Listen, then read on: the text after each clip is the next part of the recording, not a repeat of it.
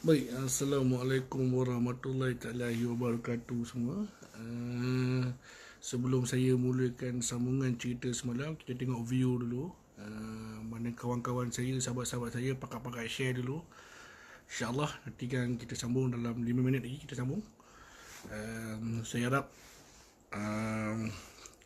anda share video ni, anda share. Puji, Assalamualaikum. Waalaikumsalam Puji. Waalaikumsalam warahmatullahi wabarakatuh. Alhamdulillah. Alhamdulillah, nampaknya ada yang menunggu saya sebenarnya ni. Alhamdulillah. Jadi apa-apa pun sebelum saya mulakan saya punya cerita, sambungan daripada cerita semalam. Jadi ada baiknya sahabat-sahabat saya dalam ni kita pakai-pakai share dulu. Pakai-pakai share dulu lagi seminit, 2 minit, 3 minit nanti saya akan sambung. Harap bersabar ya. Sekejap ya.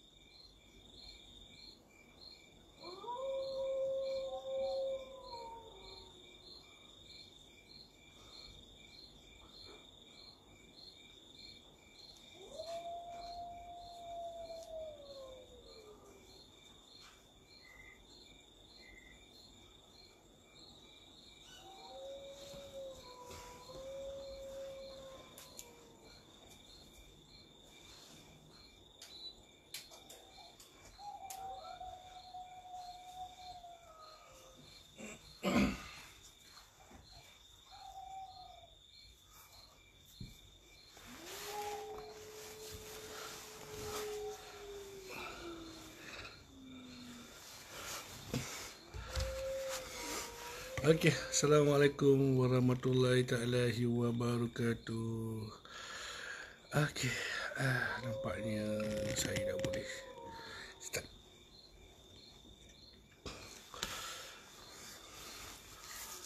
Okey, Alhamdulillah. Peace, Waalaikumsalam. Alhamdulillah. Jadi kita share-share dulu. InsyaAllah agak-agak view tu dah ada 100 tu saya mulalah. Assalamualaikum semua. Waalaikumsalam. Alif Jagindas. Waalaikumsalam warahmatullahi taala wabarakatuh. Ada yang tak tidur lagi ke malam-malam ni? PKP ni. Tengok macam mana. Allahumma salli ala Muhammad wa ala alihi wasallam. Wan lagi. Waalaikumsalam. Waalaikumsalam. Dendang. Waalaikumsalam. Dendang masuk apa? Syarif, Assalamualaikum. Waalaikumsalam. Ali Jaginda, Waalaikumsalam.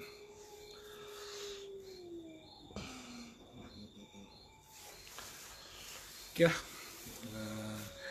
Jadi saya pun tak nak buang masa. Jadi saya sambunglah cerita semalam tu, yang mana santai ACT. Waalaikumsalam. Sihat, Alhamdulillah. Syok ada tu, Alhamdulillah.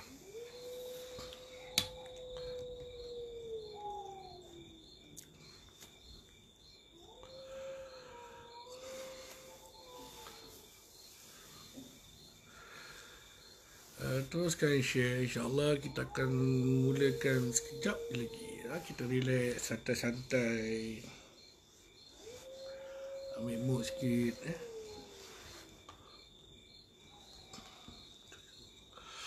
Puji tajuk. Tajuk dia sambungan daripada cerita semalam lah sebenarnya. Sambungan daripada cerita semalam dan juga pengalaman seminggu selepas pada tu. Tu dia. Auzubillahi minasyaitanir rajim. Bismillahirrahmanirrahim.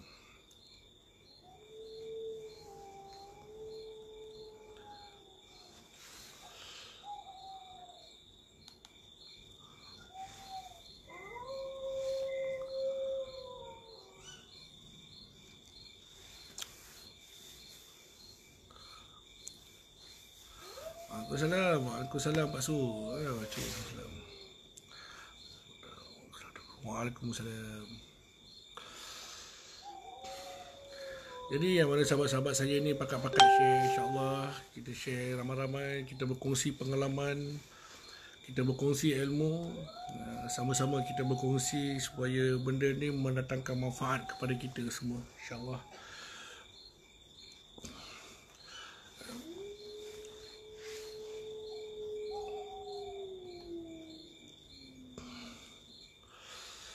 Allahumma salli ala Muhammad wa ala alihi wasallam.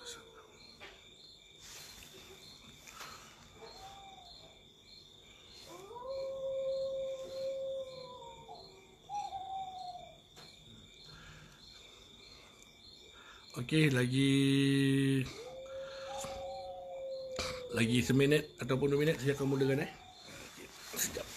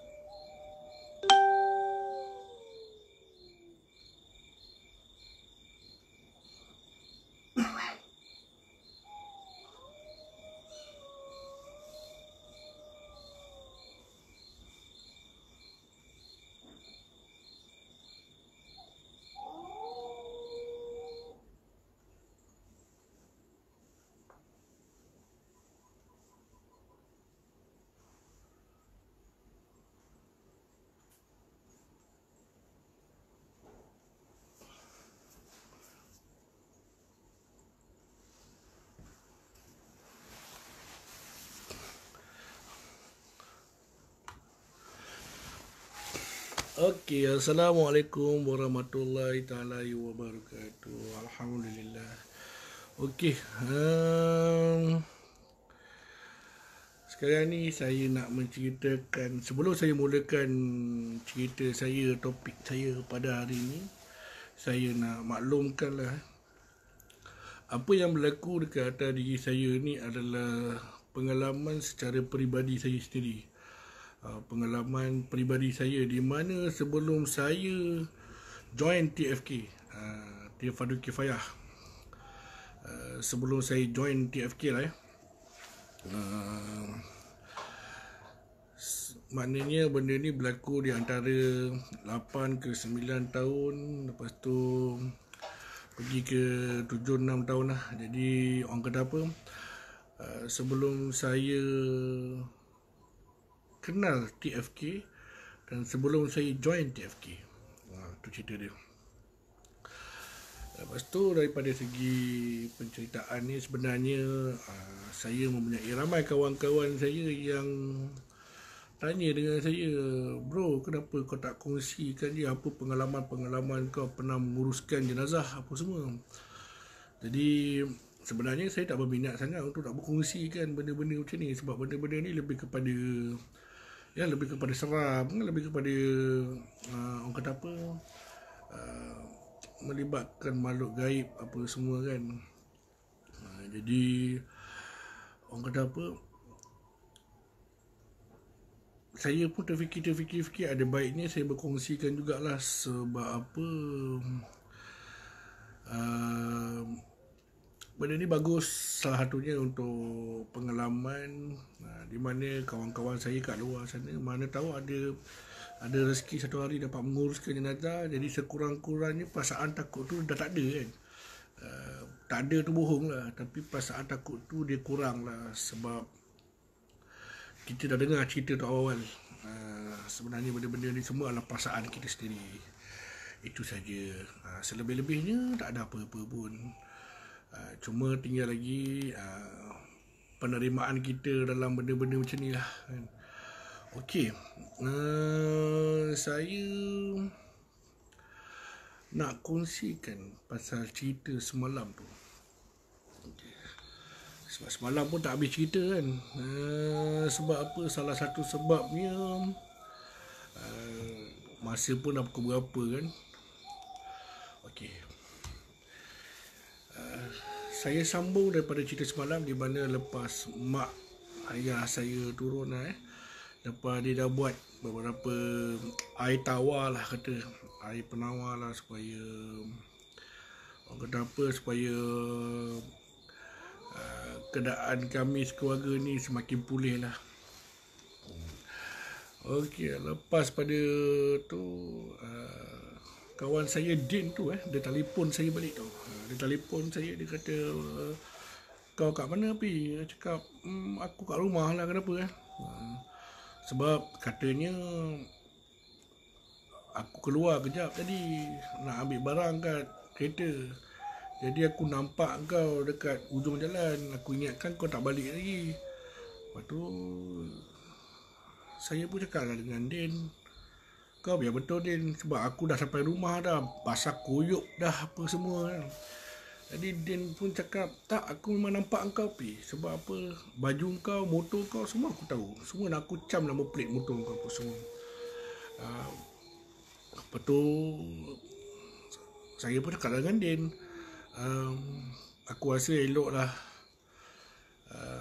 kau tidur kan, sebab ini perasaan kau kot, mainan perasaan kau je. Jadi aku rasa tak payah fikir-fikir sangat lah. Jadi kita orang pun habiskanlah malam tu dengan saya pun tidur, dia pun tidur apa semua kan. Jadi keesokannya sekitar jam 11 pagi tu saya ada teks dia lah. Saya ada teks masa tu, saya teks pakai kredit lah, teks. Cakap ada, Assalamualaikum bro, ada mana apa semua kan. Lepas tu dia call, dia beritahu saya yang badan dia tak sedap badan. Orang kata panas lah, demam lah. Jadi saya cakap dengan dia, kalau macam tu pergi jumpa doktor lah. Mungkin semalam kita overdose sangat buat kerja kan, sampai 2 hari kita tak tidur apa semua. Jadi member saya pun cakap mungkin jugalah. Din pun kata betul lah juga tu. Dia pun pergilah klinik. Doktor kata dia memang demam lah cerita dia. So saya pula dalam masa yang sama tak demam lah. Cuma apa orang kata, cuma badan tak sedap lah. Itu biasalah, tak sedap sebabkan penat je, bukan sebab apa pun. Jadi apa orang kata, saya pun ambil masa, sebab Din pun berehat, saya pun berehat, sama-sama pun berehat lah. Lepas pada apa kata, lepas pada 2-3 hari tu, dia datang ke rumah saya tu. Dia datang ke rumah saya. Dia datang naik kereta lah. Saya pun terbanjat juga dia datang rumah kan. Dia kata, kenapa dia kan? Sebab telefon pun apa pun tak, kebetulan masih ada kat rumah. Bila dah dekat rumah tu, Din pun macam biasalah, kita pun borak kosong lah. Macam lah, Pi, aku nak tanya sikit lah. Ingat tak masa kita uruskan jenazah tu? Kap, ingat? Kenapa? Kau ada rasa benda yang pelik tak? Saya kata dengan Din, apa yang pelik Din? Tapi kalau kau cerita dengan aku pasal benda-benda yang berlaku kat atas kita tu, memang pelik lah bunyi dia kan. Jadi saya pun cakap dengan Din, aku rasa tak payahlah kita cerita benda ni kan, sebab benda ni pun dah lepas. Jadi tak payahlah kita nak panjang-panjangkan cerita ni kan, sebab benda ni dia membuatkan kita rasa macam tak best lah, mood tak cun lah orang kata. Din pun macam tak puas hati tau. Dia kata, tak ada Pi, aku sekarang ni dah sihat. Aku memang nak tahu apa jadi ketika itu. Lepas tu saya pun dekat dengan Din. Okey Din, aku nak tanya kau Din, malam yang kita mandikan jenazah tu, okey, aku nak tanya kau, masa kau bawa datang van tu, kau perasan tak dan kau yakin tak anak-anak dia yang waris diorang tu naik dengan kita? Din cakap dengan saya, memang aku yakin Pi. Memang siapa nama tu anak dia naik dengan kita. Anak dia 2 orang perempuan naik dengan kita. Jadi saya cakap dengan Din, aku pun perasan juga Din. Memang dia naik dengan kita. Jadi masa kita punya van kita rosak dekat simpang jalan nak ke, tak silap aku, Temeloh ke apa, aku tak ingat jalan tu kan. Masa rosak tu, aku buka lah pintu yang belah kiri tu sebab yelah panas kan. Kita dengan kereta tak start, apa van tak start apa semua kan. Jadi aku pun buka lah pintu. Jadi bila aku buka pintu, yang aku dapati tak ada orang dalam tu. Yang ada jenazah saja. Itu yang menjadi persoalan ke aku, Din.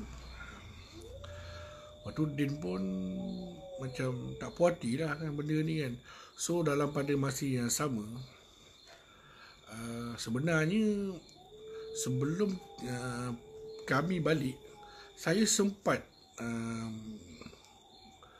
bertemu dengan anak-anak dia tau. Kita orang bagi tahulah, kita ucapkan salam takziah, semoga roh arwah dicucuri rahmat apa semua kan. Jadi sebenarnya dalam keadaan kita orang istirahat kat rumah dia tu,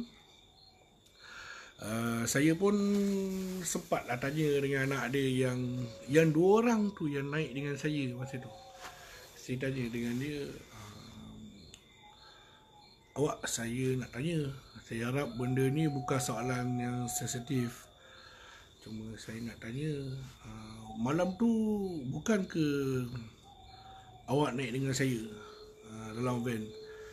Jadi apa yang keluar daripada jawapan anak dia, Ustaz, kita tak naik dengan Ustaz, kita naik dengan Mak. Ketika tu memang bila saya dengar jawapan dia, sebenarnya saya diam lah. Saya pun tak mau cerita dengan Din. Sebab yelah, kita orang nak balik kan, nanti kan macam-macam pula benda duk fikir. Jadi memandangkan hari ni kira Din hantar rumah, jadi aku pun open dah kat Din. Memang aku ada jumpa anak dia, Din. Aku tanya dengan anak dia, memang anak dia tak naik dengan kita. Jadi persoalannya siapa naik dengan kita tu? Masa tu Din dah pandang saya dah pandang muka Din. Yang menghairankannya, bila kita orang sampai dekat Tanjung Lumpur tu, dekat rumah arwah lah dekat rumah arwah, saya nampak memang ada kereta kenari tu. Dan saya pun tak nak soal banyak-banyak dekat mak dia. Sebab apa, benda ni soalan sensitif. Jadi kalau saya tanyakan, pelik pula kan.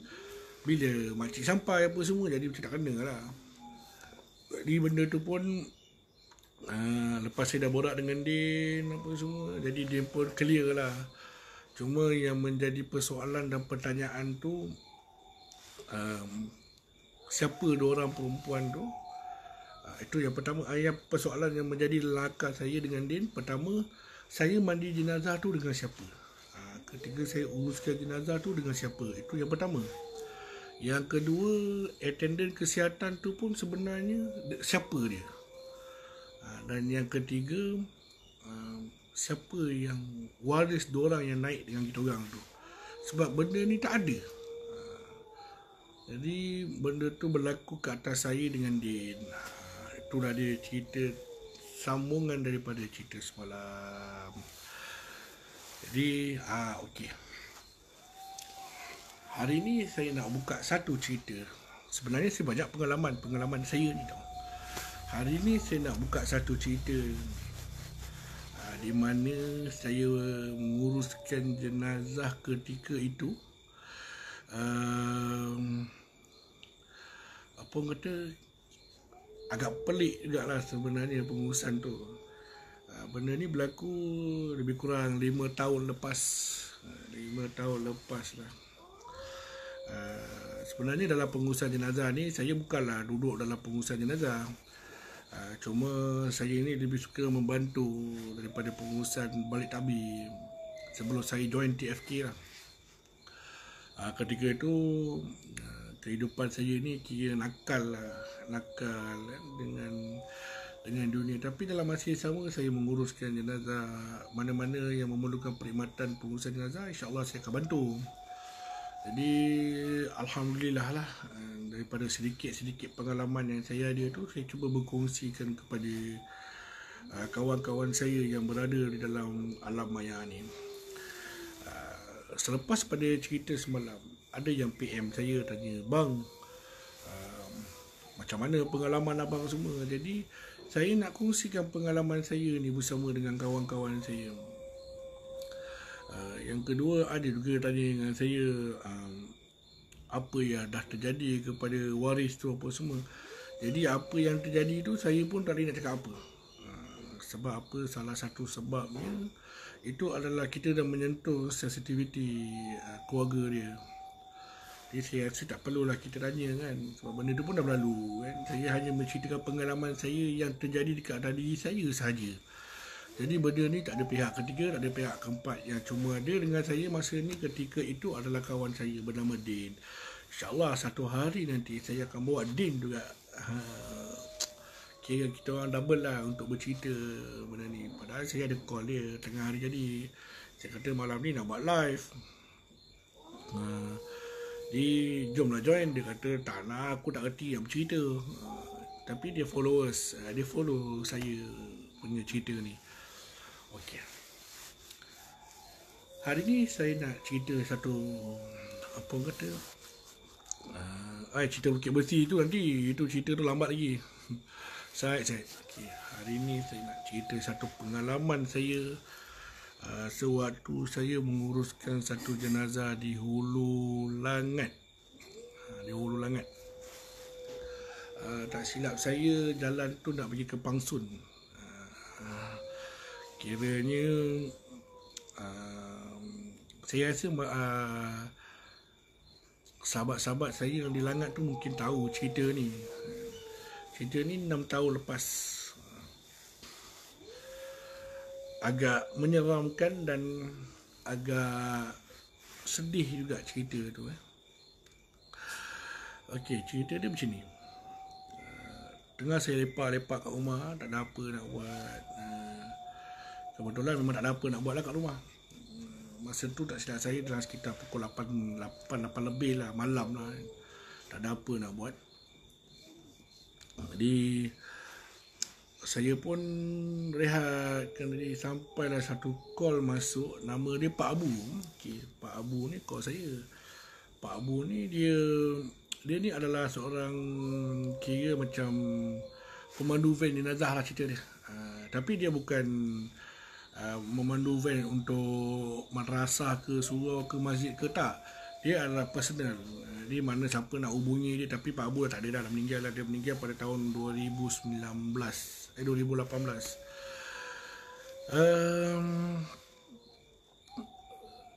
Tak silap saya, apa nama tu, ketika itu Pak Abu call saya. Dia kata, "Pi, ada buat apa kat rumah?" Saya pun cakap dengan Pak Abu, "Tak buat apa Pak Abu, kenapa? Malam ni boleh teman Pak Abu tak?" Cakap, "Kenapa?" "Ada orang daripada Langat meninggal." Jadi saya kata dengan dia, lepas tu Pak Abu tak cukup kaki tangan. Jadi saya kata dengan dia, "Tak apalah, kalau macam tu saya tolonglah Pak Abu." Tapi Pak Abu kena ambil isi kat rumah lah. Jadi Pak Abu pun cakap, bukan tak boleh ambil, cuma tinggal lagi Pak Abu ni dah ada dekat Bukit Ampang. Maknanya kalau dia nak patah balik tu kira jauh lah juga kan, daripada Bukit Ampang tu nak pergi ke Ceras Bandar Razak kan. So saya pun cakap dengan Pak Abu, "Okey dah Pak Abu, tak apa, kalau macam tu saya pergilah." Saya macam biasa, saya akan call partner saya, Din. Saya pun call Din. Cakap, "Assalamualaikum Din." Dia berkata, "Salam, apa cerita bro?" Cakap, "Ada cerita sikit ni, jom lah follow aku pergi Langat, dekat jalan nak pergi Pangsun tu." Dia kata, "Din pula, alamak Pi, aku tak boleh follow kau lah Pi, sebab aku ada kat Kelantan ni." Cakap, "Oh iya ke, kau buat apa Kelantan?" Dia kata dia follow bapak dia, ada urusan sikit lah pasal family punya hal lah, family method lah. Jadi saya cakap dengan dia, "Akhir apa ni kalau macam tu?" Saya pun telefon balik Pak Abu. Saya cakap dengan Pak Abu, "Pak Abu, Malam ni saya seorang lah kot Pak Bu, follow Pak Bu.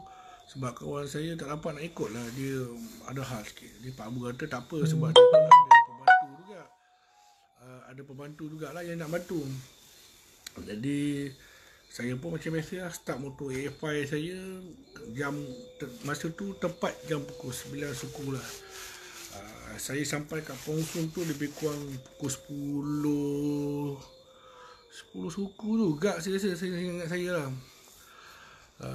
Perjalanan saya daripada Ceras Bandar Tun Razak ni nak pergi ke Pongsun tu, saya rasa mungkin ada sahabat-sahabat saya yang yang duduk dekat Langat mungkin tahu macam mana perjalanan daripada Langat tu kan, nak malam kan, penuh dengan hutan saja, gelap gulita kan. Jadi nak tak nak kena beranikan diri jugalah, sebab orang nak minta tolong kan. Nak menolak pun rasa macam tak kena, sebab dah berjanji nak membantu kan. Jadi saya pun bawa lah motor AFI tu. Alhamdulillah lah bawa motor AFI tu dengan pelan sambil berzikir kan, istighfar biasalah. Sebenarnya dalam berani-berani pun penakut juga saya kan. Memang penakut kan? Saya cakap terus terang, memang penakut. Tapi nak macam mana kan, sampai bila kita nak simpan ke perasaan takut tu, nak tak nak kena jalan jugalah tu lah. Jadi saya pun meneruskanlah perjalanan saya sampai ke Langat lah. Okay, first traffic light tak silap saya Batu 9. Belah kanan tu ada balai polis Batu 9. Jadi saya ke kiri lah nak pergi ke Langat. Ketika itu dekat Langat tu, dalam perjalanan nak ke sana tu, setahu saya masa tu berlompak-lompak jugalah jalan dia.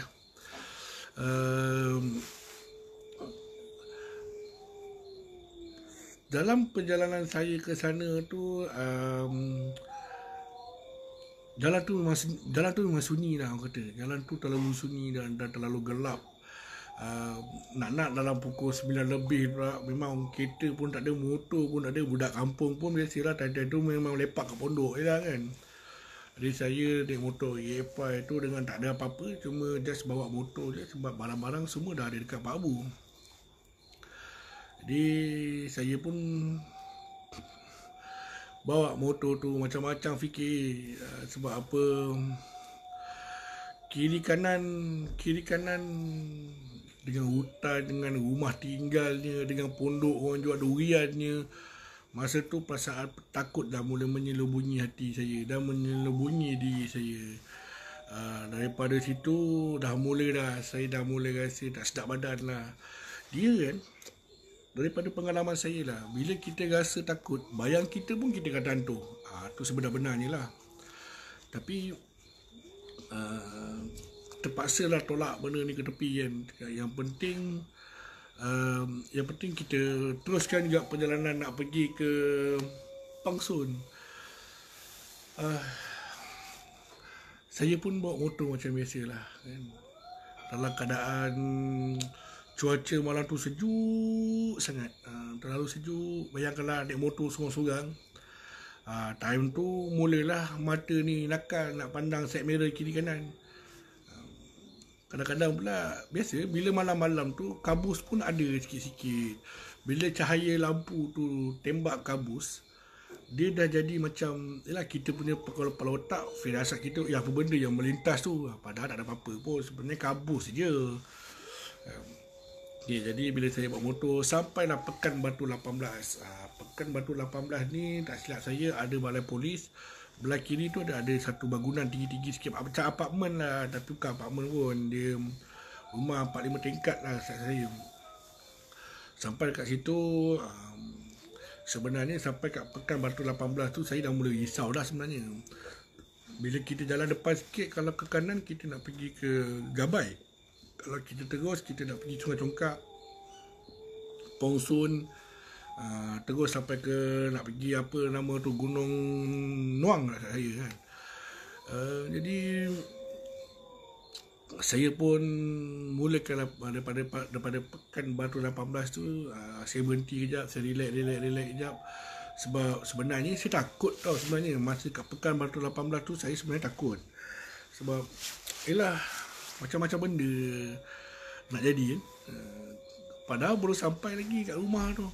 Jadi dalam perasaan takut tu tiba-tiba telefon saya vibrate. Rupanya Pak Abu call. Dia kata, kau dah kat mana Pi? Saya kata dengan Pak Abu, saya dah kat Pekan Batu 18 ni Pak Abu. Mungkin dalam 20 minit lagi saya sampai lah kot. So saya teruskanlah perjalanan saya pergi ke rumah. Saya tak tahu rumah tu kat mana. Cuma Pak Abu tunggu saya kat tepi jalan dengan van jenazah. Maknanya dekat tepi jalan tu memang ada van jenazah. Memang nampak lah van jenazah tu memang dia punya lah. Okay, so saya teruskan juga bawa motor macam biasa. Dalam keadaan takut tu ada, semua ada kan. Tapi faham-faham lah kan, bila kita dah ke depan sikit tu, lepas daripada Pekan Batu 18 tu, jalan dia memang gelap, berliku-liku jalan dia kan. Ya Allah, time tu Tuhan je lah yang tahu. Nak patah balik, dah jauh dah nak keceras. Alang-alang tu, teruskan je lah perjalanan kan. Apa kita boleh buat kan. Kalau nak diganggu, ganggu je lah. Nak buat macam mana, tak boleh nak kata apa lah kan. Jadi saya pun teruskanlah perjalanan saya tu, terus sampai ke simpang ke kiri tu nak pergi ke Langat, nak pergi ke Sungai Congkak. Jadi maknanya benda tu kena ke depan lagi lah. Saya pun pergi ke depan lagi. Bila ke depan lagi tu, semakin saya ke depan tu semakin saya takut. Sebab apa, jalan tu gelap gelita kan. Tak sampai lagi pun rumah yang saya nak pergi mandi tu. Memang tak sampai lagi. Tapi nak ke depan tu semakin lama saya semakin kata apa, semakin takut lah keadaan macam tu. Sebab dia gelap dengan sejuk je lagi kan. Kebetulan pula saya pakai slipper je tu. Ambil kau. Bila dah sampai, saya dah bawa, saya nampak van jenazah belah kanan. Jadi saya kata confirm ni Pak Abu. Saya pun sampai kat apa nama tu, sampai kat Pak Abu tu, saya pun borak dengan Pak Abu. Saya dengar Pak Abu, "Woi Pak Abu, minta maaf Pak Abu, lambat sikit. Ada biasalah Pak Abu naik motor, nak laju-laju gimana?" Jadi Pak Abu cakap, dah jom lah kita pergi rumah orang tu. Jadi saya kata dengan Pak Abu, nak macam mana, saya ikut belakang lah. Lepas tu Pak Abu kata, ikutlah belakang. Tak pun kau parking motor dekat, ada satu balai raya kat situ. Kalau siapa-siapa tahulah. Kat situ ada satu balai raya tinggal lah. Saya pun tinggal lah motor kat situ. Saya lock apa semua. Sebab Pak Abu kata dia kenal orang situ. Jadi saya rasa selamat lah kot motor saya kat situ. Jadi apa orang kata, saya pun follow lah Pak Abu kan. Naik dalam van dia, pergi ke depan. Sampai dekat rumah yang dimasukkan tu lah, rumah arwah tu. Ada beberapa ahli keluarga lah, Tapi sebenarnya kalau ikutkan beberapa ahli keluarga tu pun tak ramai tau. Saya kira lebih kurang lah dalam 20 lebih lah, tak sampai pun 30 lah. Apa kata, dah tak sampai 30 lah. Itu termasuk adik-beradik dia, saudara mara dia apa semua kan. Jadi saya pun sampai, Pak Abu pun kata, pergilah ambil barang kat dalam van tu. Saya pun ambil lah, ada kit jenazah kan. Kit jenazah tu maknanya komplit lah semua ada kan. Jadi sampai dekat rumah tu, Pak Abu pun cakap lah dengan waris, kenapa tak mandikan dekat surau ke masjid ke apa semua. Jadi kata-kata tu macam sia-sia je, tak ada seorang pun menyahut. Jadi salah seorang daripada anak dia cakap, arwah pernah cakap kalau dia mati, mandi kat rumah je. Jadi kita orang pun, aku kan, permintaan dia macam tu. So jadi kita pun pergilah mandi kat rumah. Maksudnya apa orang kata, masa nak pergi mandi tu, bilik air tu besar tau. Bilik air tu besar. Kalau ikutkan besar macam ruang tamu dekat besar dia. Ada kolah, lepas tu ada tempat letak barang apa semua. Dan yang hairannya, bilik air ni lagi besar daripada dapur. tak tahu kenapa besar. Jadi saya pun tak payah fikirlah benda tu, itu rumah dia kan, bukan rumah saya kan. Jadi apa nama tu, saya dengan Pak Abu pun buatlah benda tu kan. Kita ambil jenazah dia lebih kurang besar saya jugalah. Kalau ikut pada kilo dia lebih kurang 100 kilo lah. Kalau ikut kilo dia lah 100 kilo lebih kurang macam tu lah. Bertahan jugalah dia punya berat dia kan. Nasib baiklah ada beberapa penduduk kampung kat situ yang cuba untuk nak membantu kan. Kita membantu menguruskan sama-sama lah cerita dia. Kita pun uruskan jenazah tu dengan sempurna lah. Okey, ini adalah benda yang berlaku di dalam bilik air. Bilik air tu ada saya, Pak Abu, dengan 2 orang anak buah Pak Abu. 2 orang ni sebenarnya adalah penduduk kampung situ juga, tapi dia kenal Pak Abu lah, dia biasa follow Pak Abu. Jadi dalam bilik mayat, dalam bilik air tu ada 4 orang je. Saya, Pak Abu dengan 2 orang lagi. Jadi orang kata apa, saya pun, Pak Abu pun, bukan saya lah, Pak Abu pun cakap lah dengan waris, ada siapa-siapa tak yang nak ikut sama mandikan ke uruskan. Jadi diorang kata tak apalah, kalau ustaz lah uruskan, kami kat luar tunggulah. Jadi apa orang kata tu, pengurusan tu 4 orang lah, saya dengan Pak Abu dengan 2 orang lagi.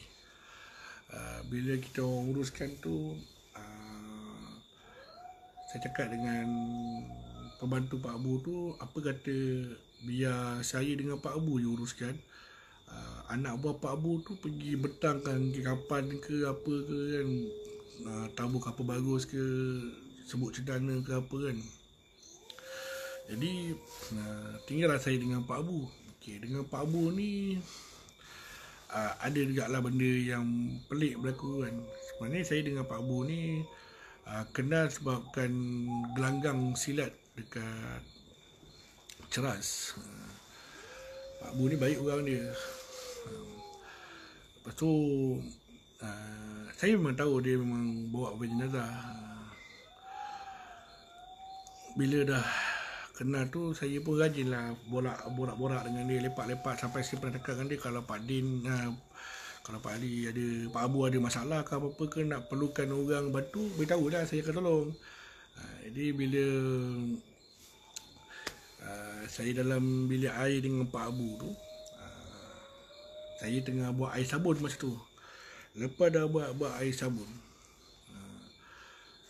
Pak Abu macam biasalah, dia bersihkan dulu jenazah tu kan, bersihkan dulu, buang mana kekotoran kan, istinja, arwah.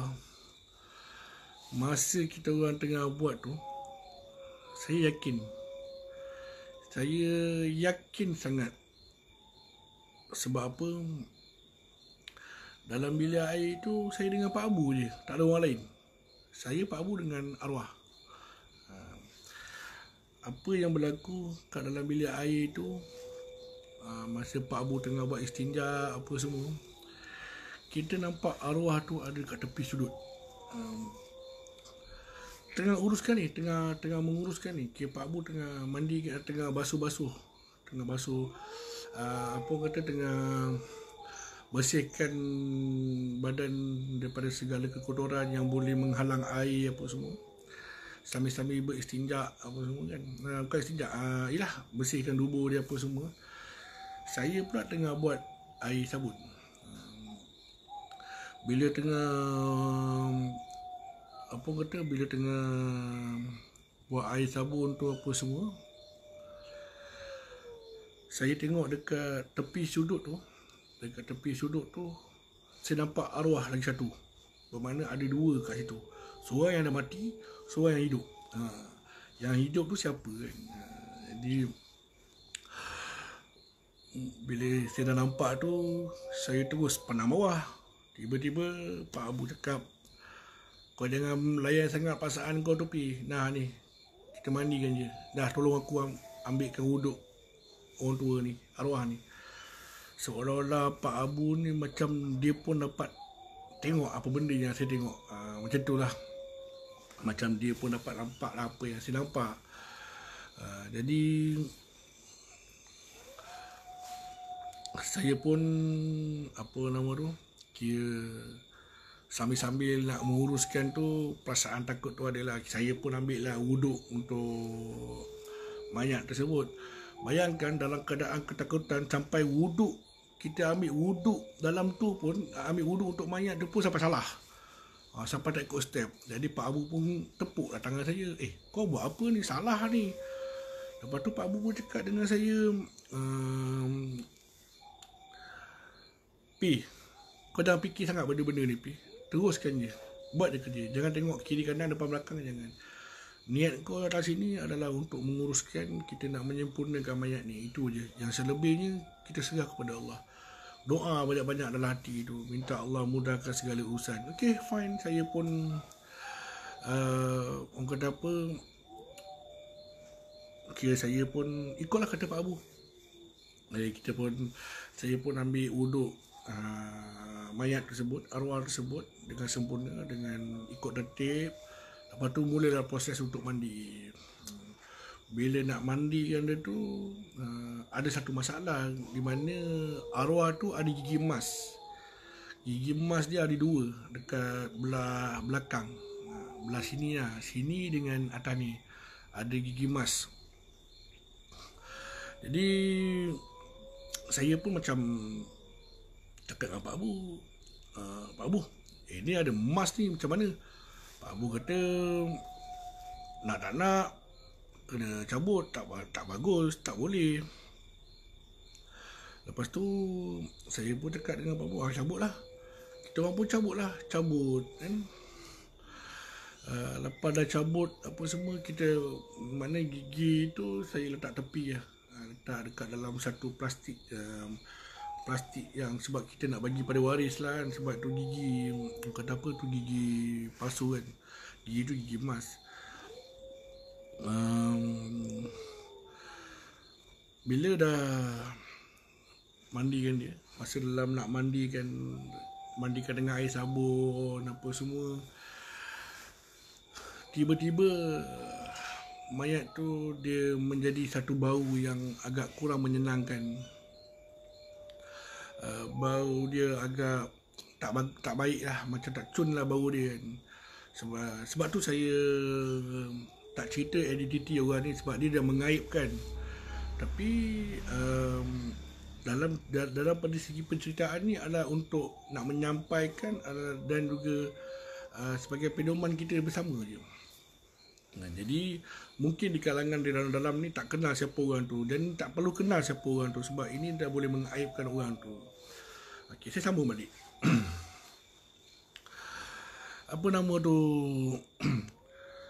Bila ada bau yang kurang menyenangkan tu, saya pun macam rasa macam tak apa kata, saya pun rasa macam tak tenang lah. Cakap dengan Pak Abu, bau apa ni Pak Abu? Tak syok lah bau macam ni. Pak Abu macam biasa lah. Dia orang lama, umur dia pun dekat 50, veteran. Dia macam cakap dengan saya, kau jangan fikir banyak-banyak boleh, tapi kita uruskan dia. Lagi cepat kita uruskan, lagi cepatlah kita balik. Okay. Saya cakap dengan Pak Abu, okey lah Pak Abu kan, nak tak nak kena juga. Jadi saya rasa malam tu rasa lama sangat, tak apa hal lah. Saya rasa malam tu rasa lama sangat. Walhal kalau ikutkan daripada segi pengalaman untuk mandikan jenazah, kurang-kurang pun setengah jam, paling-paling lewat pun 40 minit kan. Tapi kali ni saya rasa macam lama sangat. Apa benda yang sebenarnya berlaku ni kan. Jadi saya pun rasa macam malah nak fikir lah. Saya pun malas lah nak fikir banyak-banyak apa semua. Kita pun teruskanlah nak mandikan kan. Lepas tu bau tu semakin lama semakin kuat, semakin lama semakin kuat. Jadi Pak Abu cakap, buat sini kapur barus. Nak buat apa Pak Abu? Kapur barus tu buat lebih sikit supaya bau tu kurang. Jadi saya pun buatlah lebih sikit air kapur barus tu kan. Pada buat. Jadi saya pun siramlah air kapur barus tu untuk mandian yang terakhir. Jadi bila dah mandikan terakhir tu, saya pun panggil lah pembantu-pembantu untuk angkat jenazah, untuk dibawa, dikapankan lah. Masa tu orang dekat dalam rumah tu dah buat tirai siap-siap dah, supaya orang tak nampak, orang kiri kanan semua tak nampak. Lepas tu saya pun panggil ahli keluarga dia yang lelaki lah, kita tolong angkat jenazah, kita nak kapan dia. Okay. Masa kapankan dia tu, bau tu tetap ada. Saya pandang muka Pak Abu pandang muka anak buah dia orang tu, masing-masing pun tengah terkemit dengan hidung dia apa semua. Jadi ada beberapa orang kampung dia yang bantu. Saya nampak muka dia orang pun macam duk tahan bau lah. Jadi Pak Abu pun cakap apa yang dah berlaku dekat dalam ni kita selesaikan. Kita jangan jadikan dia panik, sebab apa benda ni dia akan menimbulkan fitnah yang tak baik. Jadi kita orang pun, yalah akulah dengan Pak Abu kan, pun uruslah mayat tersebut. Kita uruskan dalam keadaan untuk istighfar banyak-banyak, berdoa kepada Allah supaya segala ni menjadi mudah lah. Segala menjadi mudah, minta Allah pemudahkan segala-galanya kan. Tak ada apa-apa nak berlaku. Tambah lagi saya nak kena balik seorang nanti, serasuh. Jadi saya pun dalam tengah-tengah buat tu berdoa kepada Allah juga, supaya apa yang berlaku pada hari ini adalah tauladan dan juga peringatan ke atas diri saya. Alhamdulillah, lepas kita dah uruskan jenazah atau apa semua, kita pun sembahyangkan dia kan, solatkan dia, sembahyang jenazah apa semua, diimamkan oleh Pak Abu lah. Jadi apa nama tu, lepas dah mandi-mandi tu, jenazah ni nak dihantar.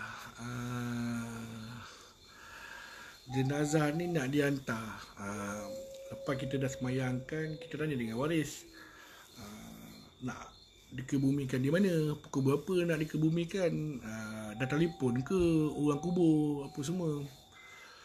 Jadi waris pun cakap, waris beritahu Pak Abu, katanya boleh tak hantar arwah ni dekat Johor tau, kat Muar. Dekat Muar lah dekat dengan Parit Setongkat. Betul-betul dekat dengan apa orang kata, berhampiran dengan rumah saya agak lah. Saya pun pandang muka Pak Abu, siapa yang nak mengantar kan. Saya terus serang dekat Pak Abu, saya tak boleh ikut. Saya memang kena balik, sebab memang saya datang ni untuk tolong Pak Abu je. Jadi Pak Abu cakap, aku ni tak ada orang lain, tapi kau je lah yang aku ada. Yang budak-budak diorang ni memanglah kena balik, sebab besok diorang kerja pagi. Saya kata dengan Pak Abu, tak boleh ni Pak Abu, siapa yang nak hantar? Takkan Pak Abu nak pergi hantar seorang kan. Lepas tu Pak Abu cakap, tolonglah ikut aku sekali hantar. Lepas tu saya kata dengan Pak Abu, macam mana ni Pak Abu kan, saya kena telefon orang rumah saya dulu ni, kena minta izin dia kan. Dan tiba-tiba dia tengok saya tak balik kan, dia risau pula. Jadi saya pun telefon orang rumah saya. Saya telefon orang rumah saya pun cakap dengan orang rumah saya,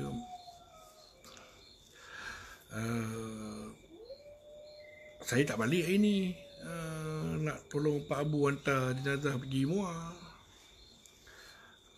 Lepas tu orang rumah saya kata, tak apalah, hati-hati je lah, apa-apa update lah. Macam tu lah cerita dia, bunyi dia kan. So jadi saya pun macam cakap dengan Pak Abu, okey lah Pak Abu, saya follow Pak Abu lah. Ini adalah satu benda yang orang kata apa, benda ni betul-betul nak berlaku kat saya sebenarnya tau. Saya tak tahu kenapa benda ni terjadi. Mungkin Allah pilih saya ke apa ke, wallahualam. Jadi kita pun angkatlah jenazah tu masuk dalam van. Waris seorang pun nak ikut sebab waris semua naik kereta sendiri. Jadi tempat yang saya nak pergi muar dengan Pak Abu tu kita orang tahu, dan saya pun tahu tempat tu sebab saya pernah balik kampung muar, rumah saya muar. Saya tahu jalan tu, kita orang ikut highway lah, senang kan, takkan ikut jalan lama kan. Jadi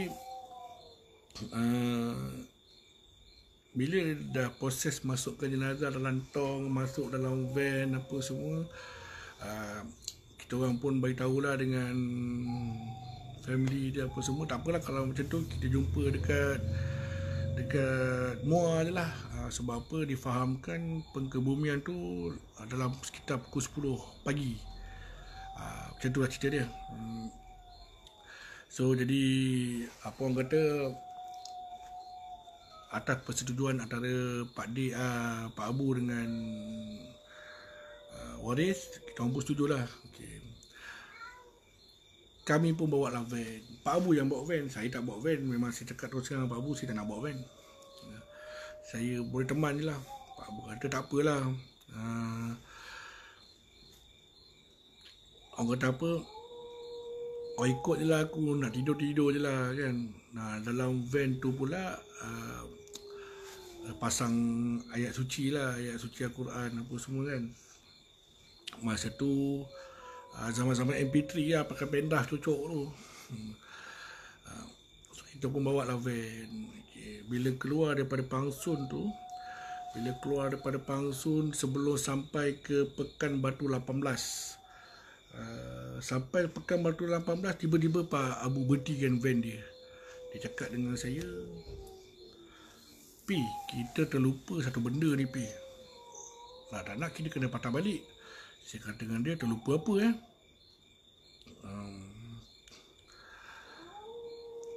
kau dah bagi belum gigi emas tu dekat waris dia?" Saya pun cakap, "Allahu Akbar Pak Abu, saya memang terlupa Pak Abu. Gigi emas tu ada dekat atas batu tempat kita mandi tu." Jadi saya pun, Pak Abu pun cakap, macam mana ni, tak apalah, telefon waris. Telefon waris. Bila telefon waris kata semua pun dah bergerak, tak ada siapa kat rumah tu.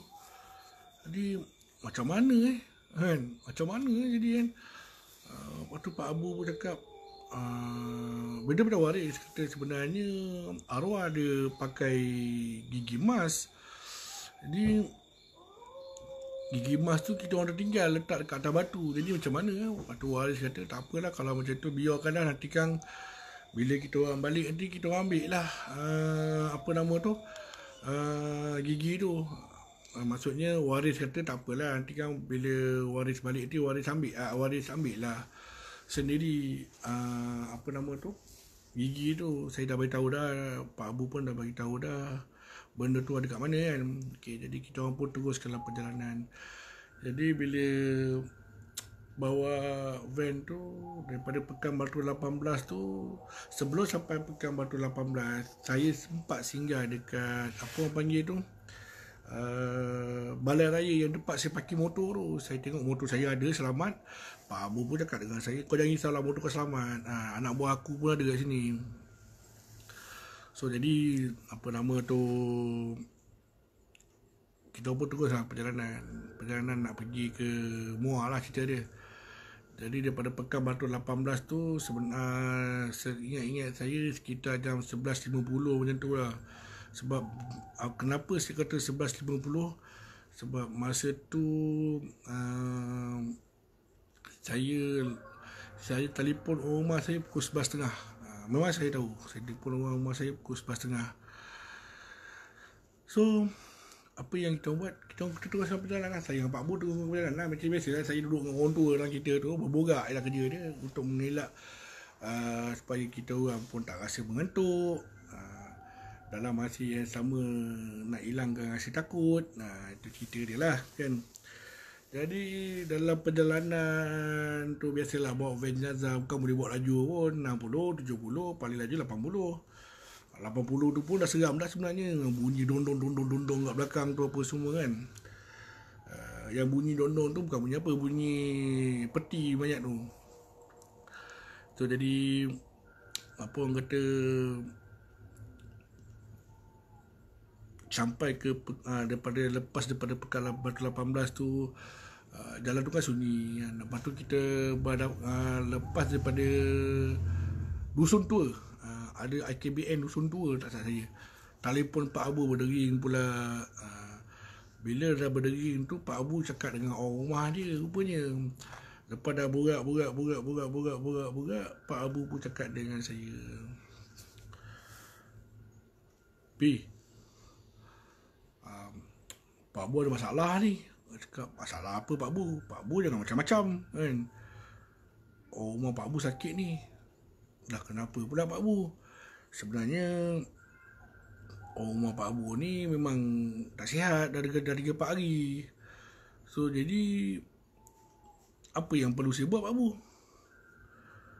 Kalau engkau je yang hantar boleh tak? Saya kata dengan Pak Abu jangan buat lawak Pak Abu. Benda-benda jadi jangan Pak Abu. Saya tak pernah bawa mayat seorang-seorang. Jadi Pak Abu cakap, takkan kita nak telefon waris. Sebab apa? Pak Abu emergency ni. Lepas tu saya kata dengan Pak Abu, habis tu macam mana Pak Abu? Takkanlah saya nak bawa seorang. Memang taklah saya bawa seorang. Takut Pak Abu. Jadi Pak Abu pun cakap, macam ni lah. Pak Abu pun tak ada pilihan lain ni. Apa kata kalau kita gerak pagi esok je senang. Saya kata dengan dia, Pak Abu, orang nak tanam pukul 10. Pukul berapa je kita nak bergerak? Waris pula semua dah, apa orang kata, semua dah bergerak kan. Lagipun tak ada siapa teman saya ni. Pak Abu pun macam dah serba salah. Saya pun lagi dah serba salah kan. Nak buat macam mana? So saya pun tak ada pilihan lain. Saya call lah kawan-kawan saya. Jadi saya call lah kawan-kawan saya yang dulu zaman-zaman nakal lah, main motor lah apa semua lah kan. Sebenarnya kawan-kawan saya ada kat dalam ni. Dia orang pun tengah wash. Kalau dia menyahut tu, itulah dia. Cerita dia. Saya telefon dia, cakap, kau kat mana? Kan? Ada lah kat port tengah lepak. Teman aku malam ni boleh tak? Cakap, pergi mana? Aku nak pergi Muar ni, ada hal sikit, ada kerja sikit. Tak apalah, aku bagi upah lah. Jadi member-member lain pula macam biasalah, alasan dia, tak boleh lah bro, aku besok kerja pagi lah. Takkan aku nak follow apa semua. Kau lain lah, kau kerja sendiri kan. Lepas tu saya pun macam, orang kata apa, mati akal ni. Tapi saya tak decide lagi dengan Pak Abu yang saya boleh bawa van ni. Saya cuma cakap, saya cuba tanya member saya dulu. Tu je. Jadi saya pun, orang kata apa, asak lah Pak Abu ni. Sebenarnya Pak Abu tak boleh buat macam ni Pak Abu. Ataupun macam ni Pak Abu, apa kata kalau kita hantar sama-sama mayat ni cepat-cepat. Cepat kita hantar, cepatlah kita balik. Jadi Pak Abu pun cakap tak boleh lah. Lepas tu time-time tengah saya borak dengan dia lah, telefon pun berdering. Jadi Pak Abu macam borak lagi lah dengan orang rumah dia. Dalam borak tu sebenarnya saya dengar orang rumah dia macam minta maaf lah Pak Abu. Saya cerita benda ni Pak Abu, semoga arwah Pak Abu tenang kat sana. Saya nak berkongsi je Pak Abu, saya minta maaf Pak Abu. Saya dengar lah orang rumah dia bunyilah bila nak balik ni dah sakit sangat dah ni. Kata ni jatuh sebab orang rumah Pak Abu ni dah 3 hari tak sihat. Kata dia macam tu lah. So jadi saya kata dengan Pak Abu, macam ni lah Pak Abu, bagi saya 10 minit lah, saya cuba cari kawan-kawan lah apa semua. So saya pun call lah kawan-kawan saya apa semua kan. Yang mana saya call ni, saya kata saya nak pergi Muar, nak hantar barang. Saya sanggup bagi 100 tu. Saya sanggup bagi 100 lah. Kiranya ikut saya, teman saya je lah kan. Tapi nak buat macam mana, takkan nak tinggalkan mayat kat tepi jalan ni tu kan. Ini pengalaman saya yang kedua tau. So saya pun tak ada pilihan lain. Saya call lah kawan-kawan saya. Ada kat dalam ni kawan saya ni, kalau dia sahut pelik tu, dia lah tu. So jadi saya pun telefon kawan-kawan. Sampailah orang yang tak ingat lah saya kan, tapi orang yang kebelas-belas jugalah telefon.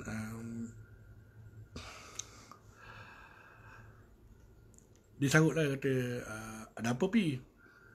Teman aku boleh tak? Aku nak pergi Muar ni, aku nak hantar barang. Jadi barang apa kau nak hantar ni? Jadi saya pun cakap lah, jujur lah aku cakap dengan kau ni, aku nak hantar ni jenazah sebenarnya. Waktu member saya kata, tak apalah Pi, kalau kau nak hantar, kalau kau tak ada teman, tak apalah aku teman kau. Sedangkan besok aku pun tak kerja. Bukan tak kerja, sebenarnya memang aku tak kerja pun, cerita dia. Okay, so saya pun cakap dengan Pak Bu, okey lah Pak Bu, tak apalah Pak Bu, kita balik, kita pergi Kampung Pandan dulu Pak Bu, boleh Pak Bu? Cakap tak apa-apa. Dekat Kampung Pandan tu Pak Bu naik lah kereta member saya tu balik. So saya pergi dengan kawan saya ni. So saya pun sampai dekat Kampung Pandan tu, Pak Bu cakap, Pi, pakcik minta maaf banyak-banyak kat kau lah Pi. Bukannya tak boleh, tapi Pak Bu, saya bercakap dengan Pak Bu, tak apalah Pak Bu, saya faham. Jadi Pak Bu balik lah, tak kisah. Nasib baik kawan saya ni nak tolong saya kan. So jadi apa orang kata, saya cakap dengan Pak Bu, tak apalah Pak Bu balik je lah, kawan saya ni ada seorang boleh tolong saya kan. So jadi saya kata dengan Pak Bu, kita pergi ke Pandan, tukar kenderaan lah, senang cerita. Sebab apa, dia pun boleh balik sendiri lah, takkan saya nak hantar dia balik apa nama tu, Kampung Cesar Baru kan, Pak Bu ni. Jadi saya kata kita pergi ke Pandan lah terus. So daripada situ saya pun ambil lah kawan saya. Nama kawan saya ni Ijai. Ijai nama dia, Ijai. Saya kata dengan Ijai ni okey lah, dia tak bekerja kan, tak tahu lah kena berhenti kerja ke apa, Allah Alam lah. Lepas tu saya pun jumpalah Ijai. Cakap, Ijai pinjam motor Ijai. Kenapa? Boleh lah suruh Pak Bu ni balik dengan motor kau. So jadi saya kata dengan Pak Bu, kata Ijai kata okey lah. So jadi orang kata apa, Pak Bu pun balik lah dengan motor. Jadi Pak Bu pun bagi saya alamat, bagi saya duit apa semua kan. Maknanya pengurusan tu kira malam tu saya punya lah cerita dia. So bukan EJ duduk langat. EJ ni kawan saya, dia sekarang duduk dekat setapak. Jadi apa orang kata, sampai ke Pandan tu, EJ pun naik lah kereta dengan van dengan saya tu. Bila naik van dengan saya tu, kita orang pun bawa lah van tu macam biasa lah. Macam lah kita nak pergi ke Muar kan. Ikut highway, tak ikut jalan lain, ikut highway. Memang plan ikut highway, tak payah gatal-gatal lah ikut jalan lama. Sebab pengalaman pertama dah mengajar saya. Jadi saya pun apa orang kata, beritahu dengan J, tak apa J, kau teman aku je. Biar aku bawa kereta, biar aku bawa van, kau teman je. Jadi masa kita orang bawa van tu, macam biasalah, buka radio kan, supaya tak apa kata, orang kata apa, tak ada rasa takut sangat dengan bunyi bacaan Yasin lah apa semua kan. So jadi orang kata apa, saya pun dengan AJ tu bawa lah kita, bawa van lah, saya yang bawa van tu. Jadi Alhamdulillah lah, saya bawa van tu sampai ke Nilai. Lepas pada Nilai sampai ke Seremban kan. Jadi sampai ke Seremban, tengah-tengah bawa tu, kita orang berhenti dekat Alur Gajah. RNR Alur Gajah tak saya. RNR mana saya pun lupa. RNR tu nak isi minyak dengan nak rehat, nak minum kopi apa semua lah kan. So jadi saya cakap dengan Ijai, jom lah kita pergi minum dulu kan. Apa orang kata, kau pergi beli, aku tunggu kat van. Takkan kita dulu nak pergi, takkan nak tinggalkan body ni dalam van jenazah kan. Jadi kau pergi beli, belikan aku air apa semua dengan roti, kita makan kat sini lah, kat tepi-tepi jalan ni lah. Maknanya dekat parking kereta luar banyak tu. Kebetulan pada hari tu hari Selasa tak salah saya. Bukan, hari Senin. Hari Senin malah. Hari Senin malam Selasa. Jadi tempat pun tak ada, kenderaan pun tak banyak sebab dia bukannya hari raya, dia bukannya hari bercuti, bukan. Tempat tu memang tak ramai lah. Saya rasa kawan-kawan saya dalam ni pun semua sedia maklum lah. Sebab apa, kalau hari yang cuti tu memang ramai lah. Kalau tak cuti tu memang kurang lah orang kat R&R tu semua. Jadi bila dah apa nama tu, dah lepak-lepak makan roti, nak isi perut masa lapar kan, sebelum nak teruskan perjalanan, Ijaz cakap dengan saya, Pi, mata kau okey tak? Saya cakap, kenapa? Okey je mata aku, ada masalah ke? Cakap, tak ada, kalau mata kau okey, kalau kau larat, aku ingat aku nak tidur. Cakap, tak apalah, tidur je lah. Aku boleh je bawa van ni, kau jangan risau lah. Yang penting aku ada orang teman aku, dah cukup dah sebenarnya. Yang lain tu aku tak ingat sangat dah. So jadi jam masa tu tepat menunjukkan sekitar pukul 1 lah. Satu suku tu lah. Saya pun tak ingat, tapi area-area tu lah, dalam satu suku macam tu lah. So jadi orang kata apa, saya pun lepas dah selesai minum, dah selesai makan roti apa semua, saya pun start van tu untuk teruskan perjalanan. Jadi bila teruskan perjalanan sampai dekat apa nama tu, sampai dekat stesen minyak Petronas tu, kita isi minyak lah kan. Sampai dah penuh minyak tu, kita pun teruskan perjalanan. Saya pun bawa lah kereta van tu sampai ke Muar lah. Okay. Jadi dalam perjalanan saya nak ke sana tu, alhamdulillah dipermudahkan segala urusan. Tak ada apa-apa pun yang berlaku sebenarnya. Memang tak ada apa-apa pun yang berlaku. Jadi kita orang pun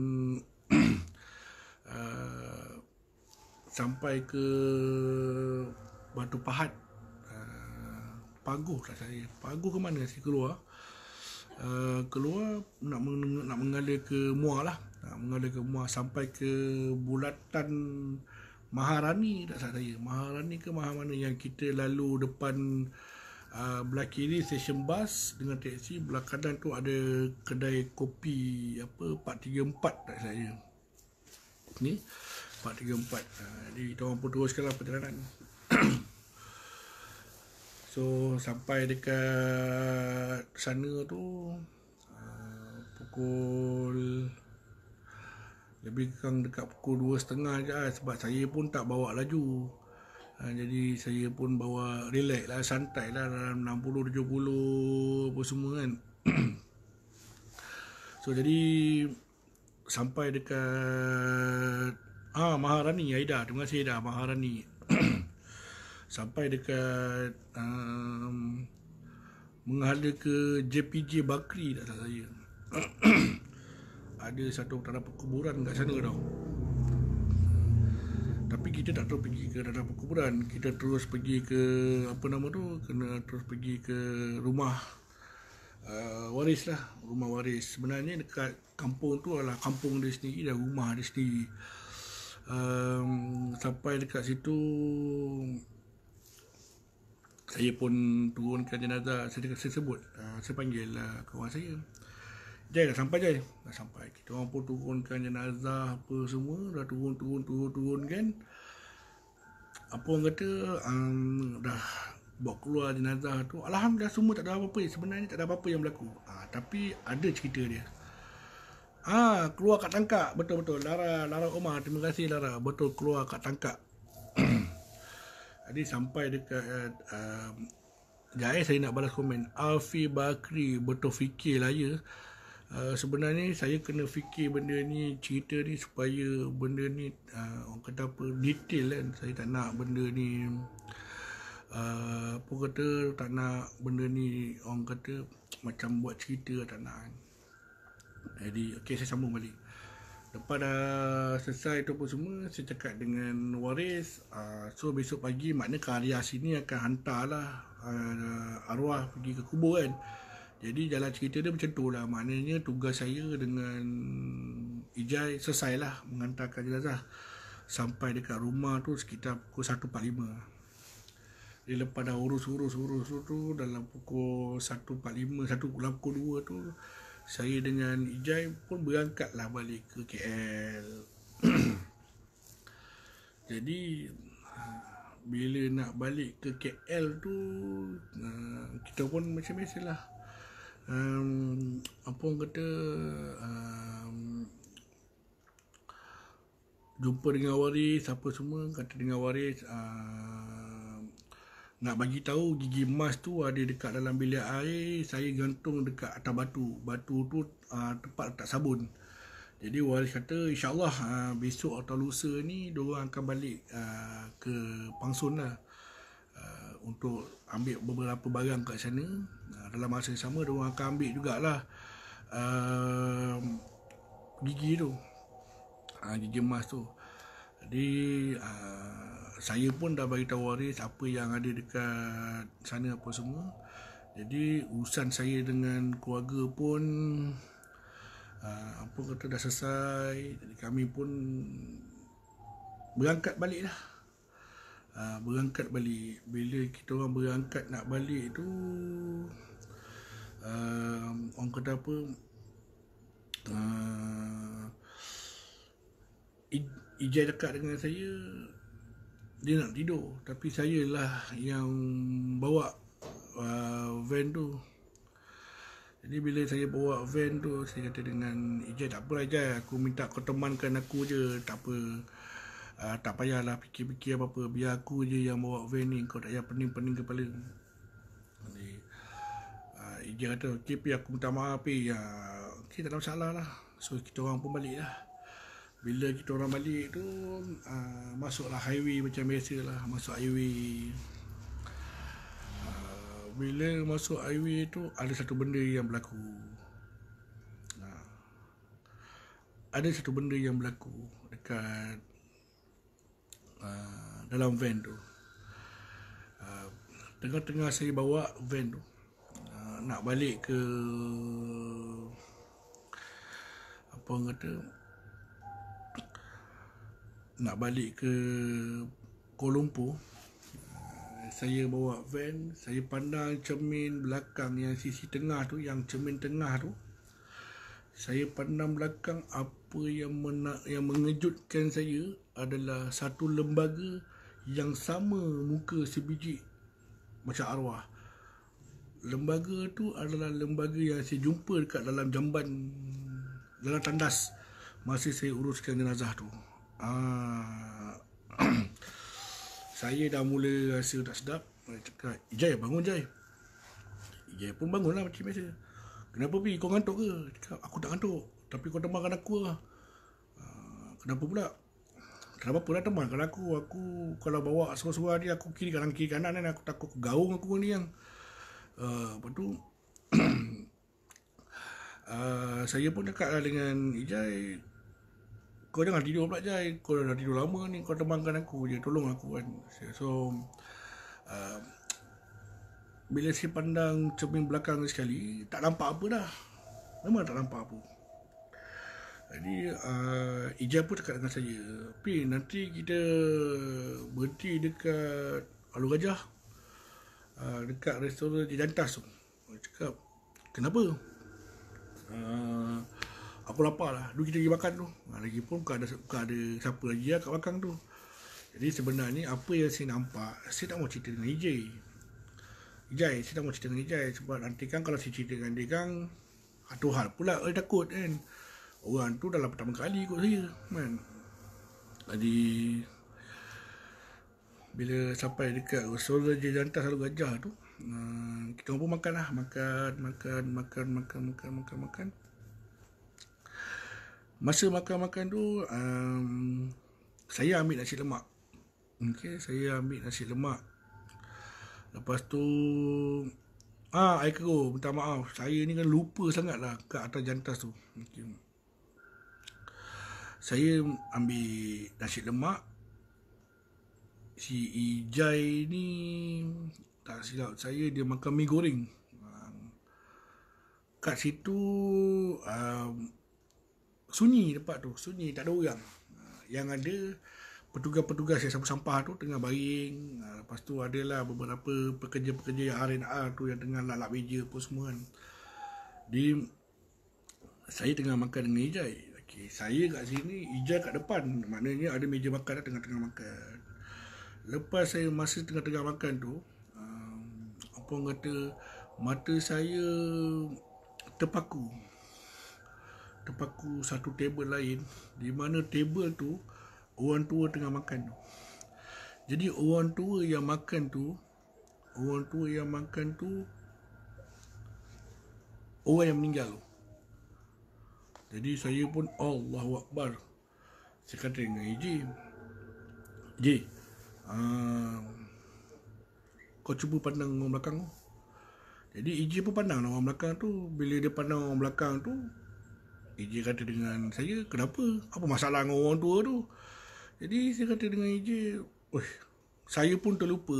EJ memang tak mandikan jenazah tu dan dia pun tak tahu rupa orang tua tu macam mana. Jadi saya kata dengan EJ, tak ada apa-apa EJ, sebab aku familiar tengok orang tua tu. Tapi mata saya jadi terpaku lihat orang tua tu sebab cara renungan dia tu lain macam je. Sangat menakutkan. Sangat menakutkan lah. Cara dia tenung saya tu macam saya ada buat salah dengan dia tu. Jadi saya kata ke Ijai, kau dah selesai ke? Habis-habis cepat lah. Kita pun tak payah fikir-fikir banyak. Aku pun nak balik kan. Cepat kita makan, cepatlah kita balik kan. Jadi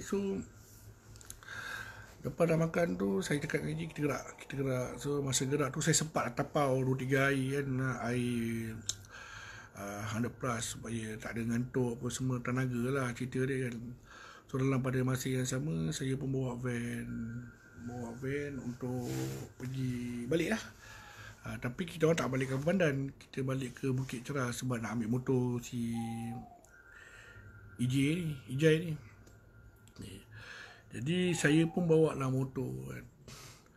Bila saya bawa van untuk nak teruskan perjalanan balik ke KL tu, hati saya betul-betul tak sedap.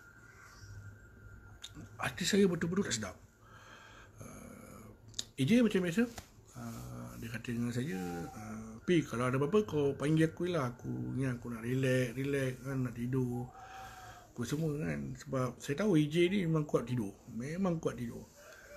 So saya pun tak kisahlah, sebenarnya tak kisah pun dia nak tidur ke dia nak apa.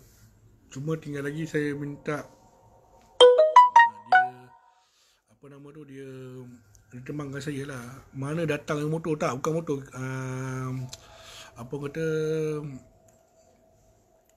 van. Saya dah confused.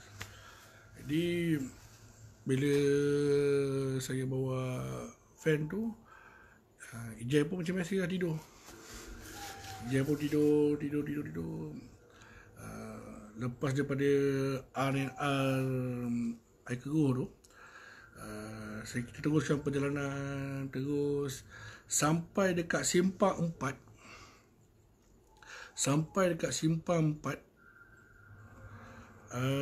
Telefon saya berbunyi tau. Telefon saya tu berbunyi, nombor telefon Ijai. Saya tengah bawa van. Ijai sebelah saya ni tengah tidur. Bila dia tengah tidur, memang saya tahu dia tengah tidur. Telefon tu berbunyi, saya nampak nombor telefon Ijai.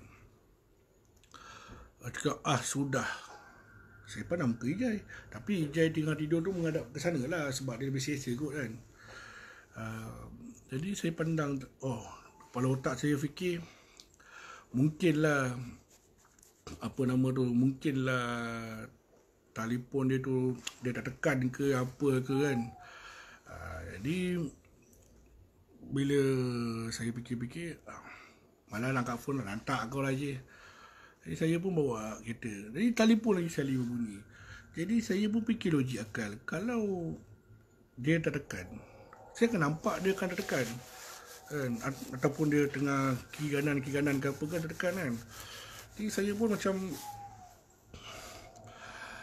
tak sedar hati. So saya pun angkat telefon tu sambil-sambil tengah bawa van tu. Ni logik lah, saya cerita ni sebenarnya logik. Logiknya, kalau kita bawa kereta, telefon berbunyi, mesti kita angkat phone, betul tak? Bila kita angkat phone, kita akan bercakap. Dan kita tak akan cakap macam ni. Kita akan fokus pada perjalanan dan sambil itu, kita jawab phone, betul tak? Ini saya bagi logik akal lah dekat dalam ni yang mana dengar cerita saya lah. Jadi apa yang berlaku? Saya pun tengah bawa van, saya angkat call. Saya dengar EJ pun cakap, kau kat mana Pi? Aku cakap, kau jangan buat lawak boleh tak? Pi, kau tinggal aku Pi. Saya kata, kau apa benda pula? Bila saya pandang kiri, EJ dah tak ada. Inilah dia benda yang berlaku dekat atas diri saya. Saya cakap, Allahu Akbar. Terus saya berhenti kat tepi jalan. Saya masa tu memang panik. Secara jujur saya menangis. Sebab apa? Ketakutan tu sampai menangis.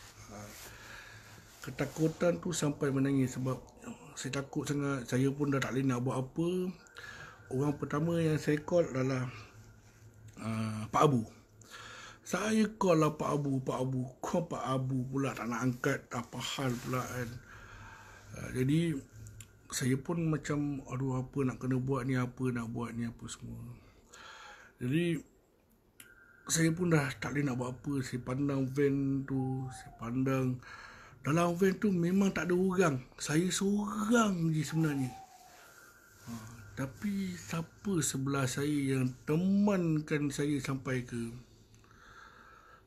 ke Melaka ni. Jadi saya masa tu termenung, takut, menangis, semua ada. Saya pula call Pak Abu. Pak Abu pula tak angkat phone. Dia cakap apa benda lah Pak Abu, tolonglah aku, janganlah macam ni. Call. Dalam pada masa yang sama, bateri tinggal 2 bar je.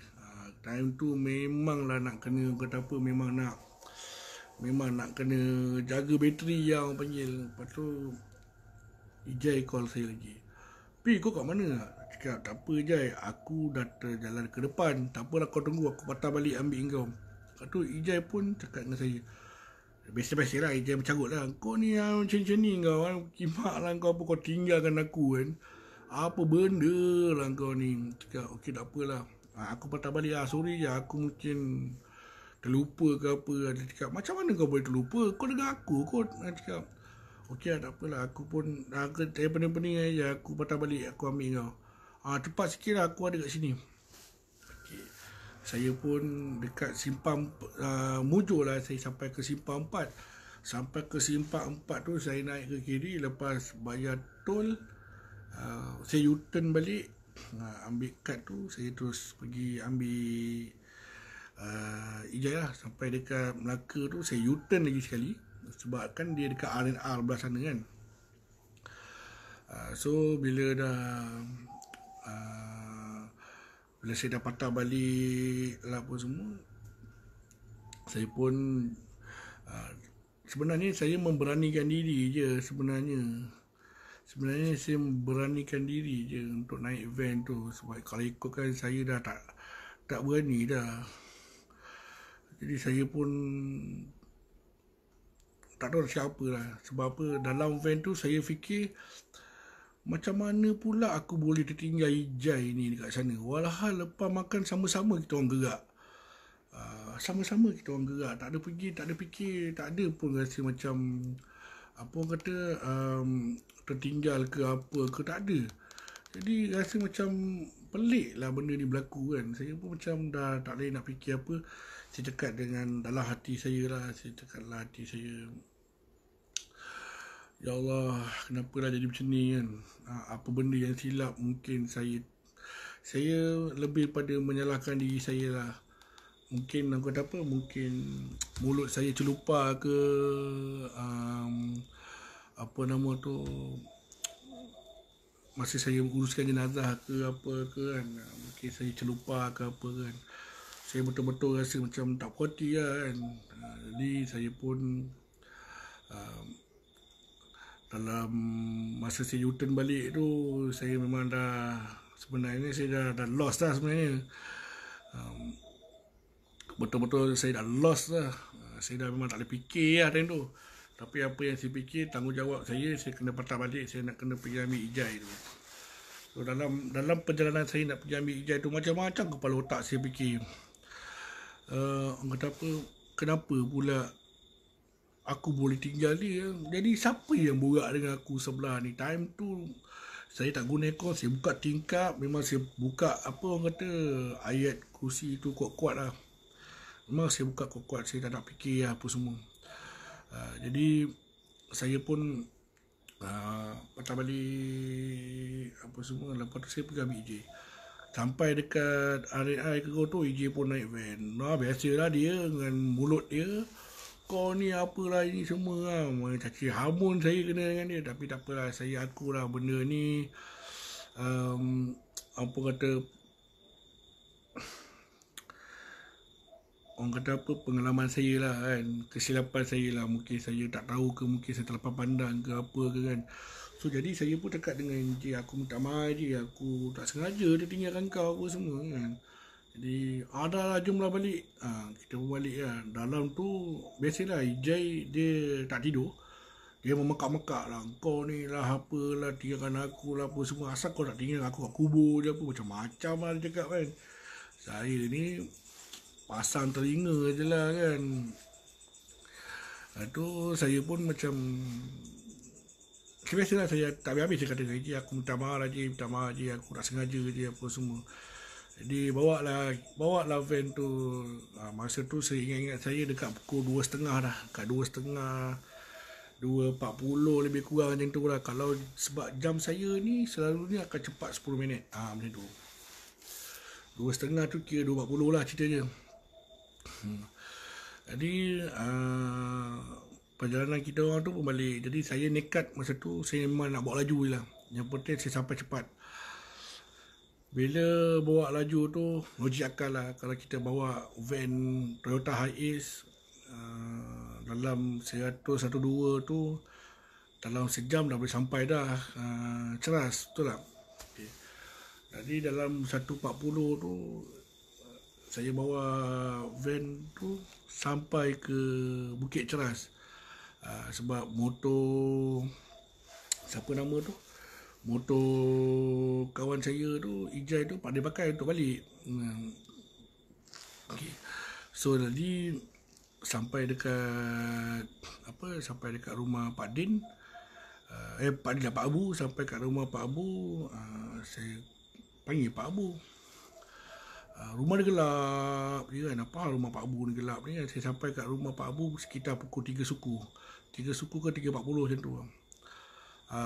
Saya sampai rumah Pak Abu gelap je. Lepas tu jiran sebelah kata Pak Abu pergi hospital, bini dia sakit. Jadi maknanya betul lah, bini dia memang sakit.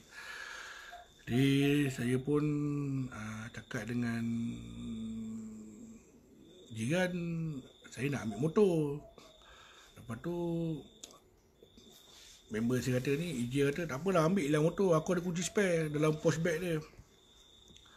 So saya pun bagilah kunci van tu dekat apa nama tu, bagi kunci van tu dekat siapa nama tu, jiran dia.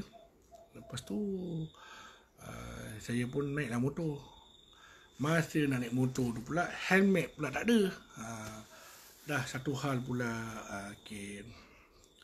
Jadi dah tak ada helmet tu, apa nak buat, nak tak nak kena tunggu lah juga sampai Pak Abu balik. Saya pun call lah Pak Abu sampai Pak Abu angkat, lebih kurang kat 20 miss call lah.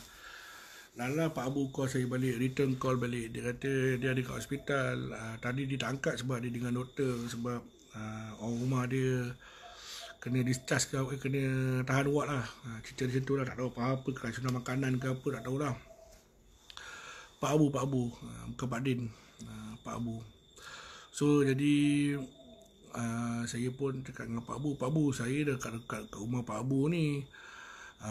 So saya nak apa nama tu, saya nak balik kan, nak ambil kunci motor apa semua. Pak Abu cakap, tak apalah kau tunggulah kejap, nanti kan Pak Abu balik. Lebih kurang dalam 20 minit Pak Abu pun sampai lah. Sebab dia hantar rumah dia dekat SUKM lah, tak silap saya. Bila Pak Abu sampai dekat Bukit Ceras, saya pun bagi kunci van dekat dia. Lepas tu saya pun ambil kunci motor pun semua. Saya kata dengan Ijai, Ijai, kau jangan balik. Kenapa? Kau kena hantar aku balik dekat Langat sebab motor aku kat sana. Ijai pun cakap, kau ni macam tak ada besok lah. Besok lah angkat.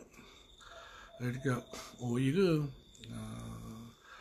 Tak apalah, kalau itu besok lah kau hantar aku balik rumah dulu kat Bandar Razak. Dia cakap, hantar balik Bandar Razak tak apa. Tapi kalau kau nak suruh kau hantar Langat tu mungkin tak lah. Sebab jauh kot kan. Langat kat mana? Dia cakap, Langat dekat ni lah, dekat Pangsun sana. Aku tinggal motor kat sana. Okey. Saya pun dekat dengan Ijai. Okey lah Ijai, hantar aku balik BTR lah. Besok aku pandai-pandai lah. Aku nak pergi pergi ambil motor tu. Okey, Ijai pun hantar lah saya balik rumah. So dalam perjalanan saya nak balik rumah tu, macam-macam saya fikir, apa benda lah berlaku ni apa semua kan. Jadi sampai je di rumah, Ijai pun cakap dengan saya, okey Pi, saya pun bagilah duit kat Ijai dalam 100 setengah sebenarnya saya bagi dia.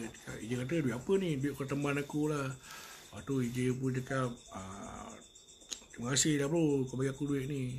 Lepas tu saya pun minta maaf kat Ijai lah sebab apa orang kata, nak tertinggal dia dekat R&R. Jadi Ijai kata, tak ada hal lah. Kau lain kali lepas ni kau janganlah buat kerja je ni. Kau kan tengok lah kiri kanan, aku ni kau tinggal aku seram aku kat sini seorang. Jadi saya sampai kat rumah sekitar jam 4.30 lah, 4.30 pagi lah, 4.30 pagi saya sampai. So saya sampai rumah macam biasa lah. Saya tak terus masuk dalam rumah. Jadi saya lepak, saya relax kat depan, buka baju apa semua, basuh kaki lah apa semua. Lepas tu saya masa tengah lepak-lepak kat depan tu, dekat atas motor, tengah lepak-lepak, masa kat rumah saya ada motor lain. Tengah lepak-lepak tu, saya terbayangkan muka arwah tu. Saya terbayangkan macam apa orang kata, macam mana benda ni boleh berlaku ke atas diri saya. Saya banyak belajar daripada kesilapan saya sendiri lah. Mungkin dalam saya menguruskan jenazah tu, mungkin ada hati saya tak baik ke. Saya ada cerita-cerita dalam hati ke, hati berkata-kata ke apa, Wallahualam lah kan. So benda ni saya belum masuk lagi dalam rumah tu. Saya masih ada kat depan rumah lagi. Saya muhasabah diri lah. Apa yang dah berlaku ni semua betul-betul pengajaran buat aku lah. Saya pun fikir, saya harap satu hari nanti Allah akan beri saya kecekalan lah untuk benda ni semualah. So jadi saya pun buka pintu, saya masuk bilik air, saya mandi. Lepas saya dah mandi saya buat air macam biasa, nak relax kan. Masa nak relax tu pula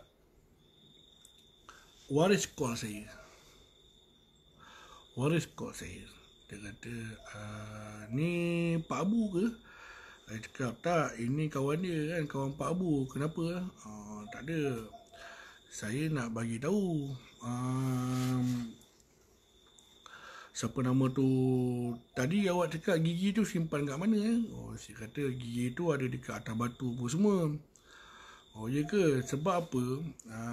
Saya telefon saudara saya yang dekat apa nama tu, dekat Langat, minta pergi ambil gigi tu lah, gigi yang 2 batang tu yang awak cakap tu. Lepas tu, oh iya ke? Lepas tu saya pun dekat lah dengan dia. Kenapa masalah dia sekarang gigi tu tak ada. Dia cakap, tak ada. Pergi mana pula gigi tu?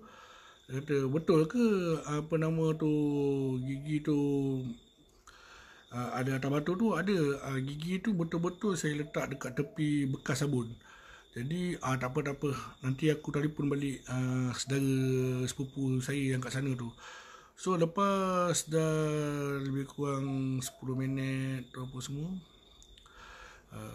dia call saya balik. Dia cakap, ni Cik Sofi. Dia cakap, kenapa?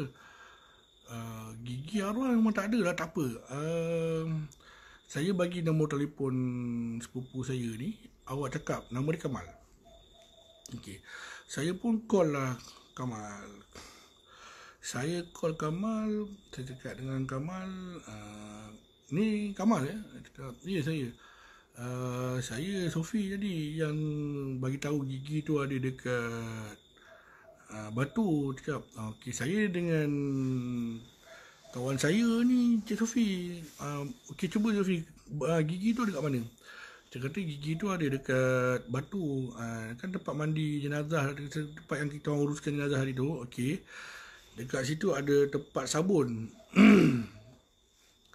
Bila ada sabun, yang dalam bekas sabun tu betul-betul TV gigi tu.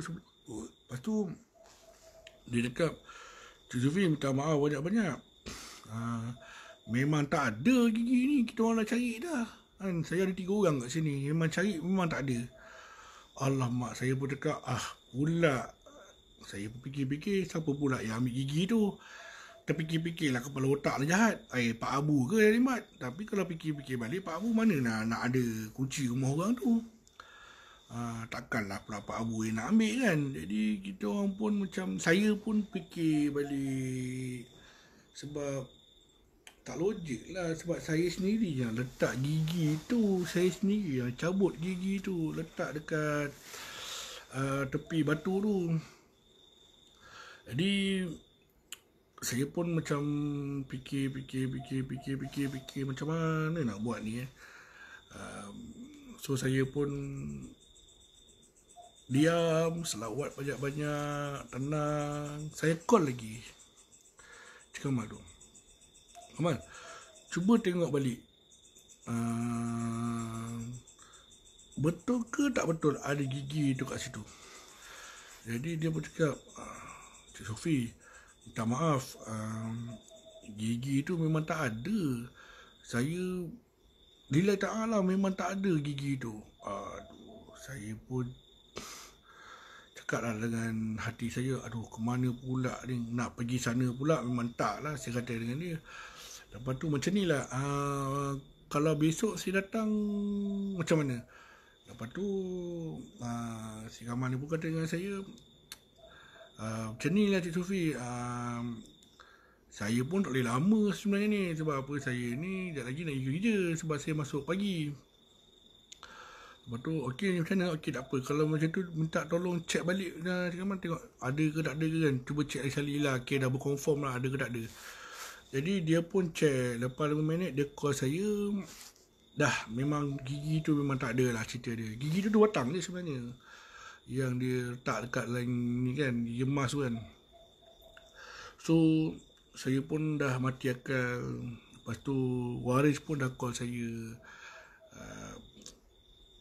Saya pun macam tak faham lah kan, kenapa waris cakap gigi tak ada apa semua kan.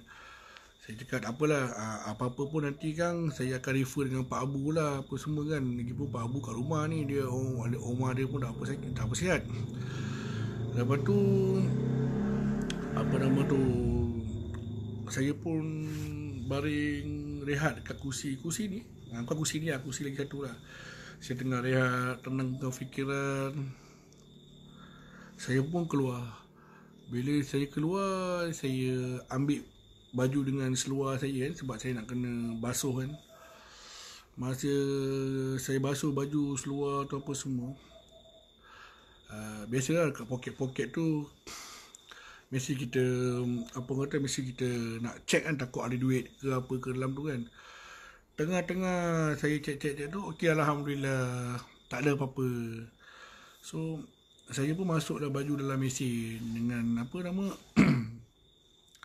dengan baju tu lah. Masa basuh tu, dengar kat dalam mesin basuh baju tu bunyi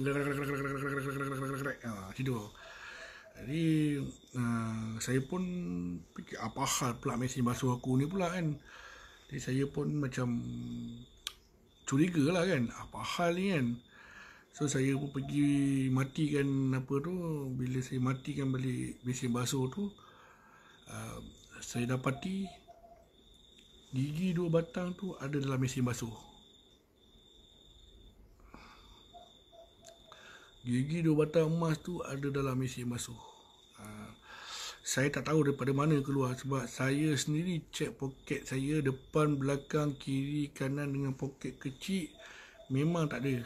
Tapi tak tahulah, mungkin saya, orang kata apa, mungkin saya terlepas pandang ke gigi tu ada dekat dalam mesin basuh. Dah sudah satu hal pula. Jadi saya fikir-fikir, Allahu Akbar, macam mana aku nak buat ni apa semua kan. Saya pun call apa nama tu, waris. Saya cakap dengan waris, Assalamualaikum cik, ya, gigi ni ada dengan saya pun tak tahu macam mana ada kat saya kan. Mungkinlah masa nak balik tu daripada rumah, daripada pangsun tu, mungkin saya dah tak bawa keluar ke apa ke kan. Jadi apa nama tu, waris pun, tapi alhamdulillah waris pun waris pun okey, tak ada masalah. Waris kata tak apa Cik Sufi, tak apalah, nanti kan dalam besok atau lusa nanti kan saya balik KL nanti apa semua, saya akan call. Sebenarnya saya bukan kisah sangat dia nak balik 2-3 hari ni, tapi yang saya risaukannya besok tu dia nak tanam. Bila dia nak tanam, gigi tu ada kat saya. Bila gigi tu ada kat saya, bermacam-macam kepala otak tu berfikir. Sebab ini adalah salah satu barang dia yang orang kata tak sempurna lah cerita dia kan. Tak sempurna cerita dia. Jadi saya pun fikir balik macam mana nak buat ni. Saya pun ambil keputusan, call sepupu dia yang Kamal tu. Saya kata dengan dia, gigi tu saya dah jumpa, boleh tak saya jumpa pagi esok saya bagi kan. Dia kata tak apa, nanti kan pagi nanti kan saya call. Cerita dia tu lah, nanti kan dia call sebab dia kerja dekat Bangsa, dia kata. Saya pun malam tu memang saya tak boleh tidur. Saya memang tak boleh tidur. Jadi bila saya tak boleh tidur tu, saya muhasabah diri saya lah. Saya fikir kenapa benda ni terjadi, kenapa saya tinggal Ijai, kenapa saya nampak muka waris, kenapa saya nampak muka arwah apa semua. Jadi sebenarnya rupa-rupa dia nak bagi tahu yang saya ada ambil gigi dia dengan cara macam tu, kan. Jadi saya pun apa kata fikir, saya cepat-cepat bermunajat. Saya minta ampun kepada Allah apa semua. Semoga saya tak ada apa-apa masalah, tak ada ganggu ke apa ke kan. Jadi saya pun ambil keputusan untuk rehat lah. Sementara nak tunggu ke subuh tu, saya pun rehat. Terus terang saya cakap, saya memang mengantuk, tapi saya tak boleh tidur. Macam-macam saya duk fikir pasal gigi tu. Selagi gigi tu ada kat sini, selagi itulah. Sebab saya pun dah fikir pening-pening kepada apa saya nak buat ni. Jadi saya pun telefon Pak Abu. Cakap, Pak Abu, ada masalah ni Pak Abu. Cakap, masalah apa? Pak Abu ingat tak masa kita mandikan arwah? Ya, yang mandi kita berdua je, kenapa? Pak Abu ingat tak saya cabut gigi tu? Ya kau yang cabut gigi tu. Aku tahu kau letak dekat tepi batu tu. Pak Abu pun tahu kan saya letak kat tepi batu tu. Dia cakap, okey. Sekarang ni, Pak Abu, cerita dia sekarang ni, gigi ni ada dengan saya, Pak Abu. Dia cakap, macam mana pula ada dengan kau? Itulah sebab apa saya sendiri letak kat tepi batu tu. Saya dah confirmkan dengan Pak Abu. Pak Abu, ni gigi tau. Apa-apa ni kat sini tau. Ya memang betul. Kenapa? Sekarang ni, kan gigi tu kan dah tinggal. Jadi sekarang masalahnya kenapa gigi tu ada dengan saya? Jadi Pak Abu cakap, masalah ni Pi. Apa nama tu, tak apalah. Kau jangan fikir banyak-banyak lah. Kau istighfar lah banyak-banyak. Besok nanti kan aku datang rumah. Kau datang rumah Pak Abu, kita pergi hantar. Jadi apa nama tu, saya pun bila Pak Abu dah dekat macam tu, saya rasa macam ada semangat sikit lah. Orang tua kan. Jadi saya pun macam tak fikir banyak apa semua. Saya cuba untuk rehatkan badan, untuk melelapkan mata sebenarnya. Jadi Alhamdulillah saya dapat melelapkan mata. Dalam saya melelapkan mata tu, memang saya fokus nak bangun waktu subuh. Jadi entah macam mana terlajak pukul 11.30 pagi baru saya bangun. Subuh pun hanyut lah, tak buat kan. Jadi bila saya tengok handphone dah terpadam. Sebab kan handphone tinggal dua bar dia. Saya pun charge handphone. Bila saya charge handphone, saya on balik handphone. Saya on balik handphone apa semua. Saya nampak Pak Abu punya miss call. Lepas tu ada tak apa message daripada waris lah apa semua kan. Jadi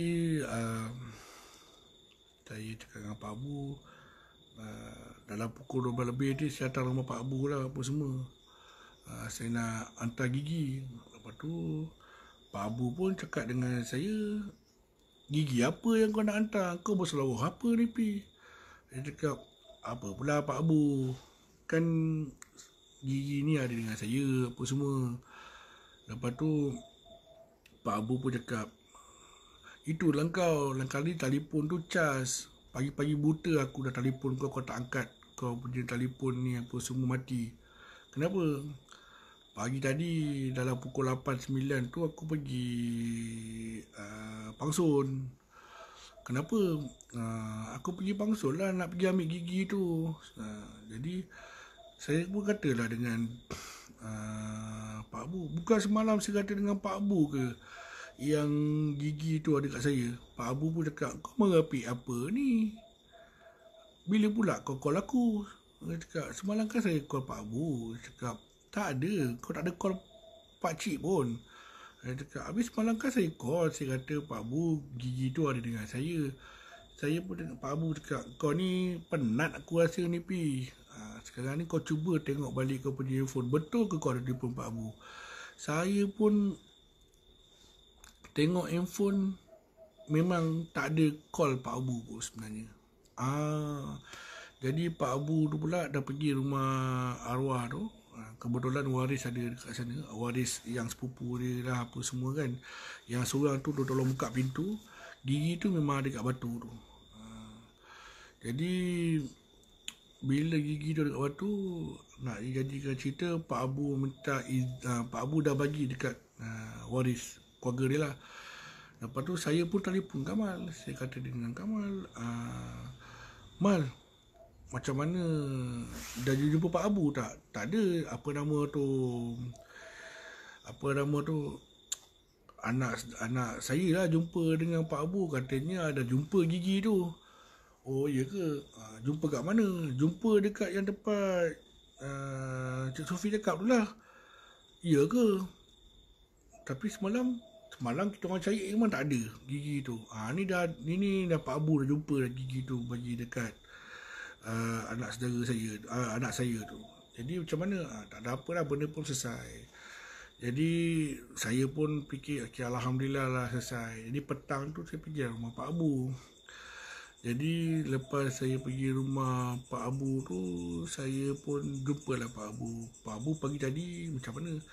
Pagi tadi tu aku telefon kau, tak dapat. Bunyinya macam telefon tu dah mati.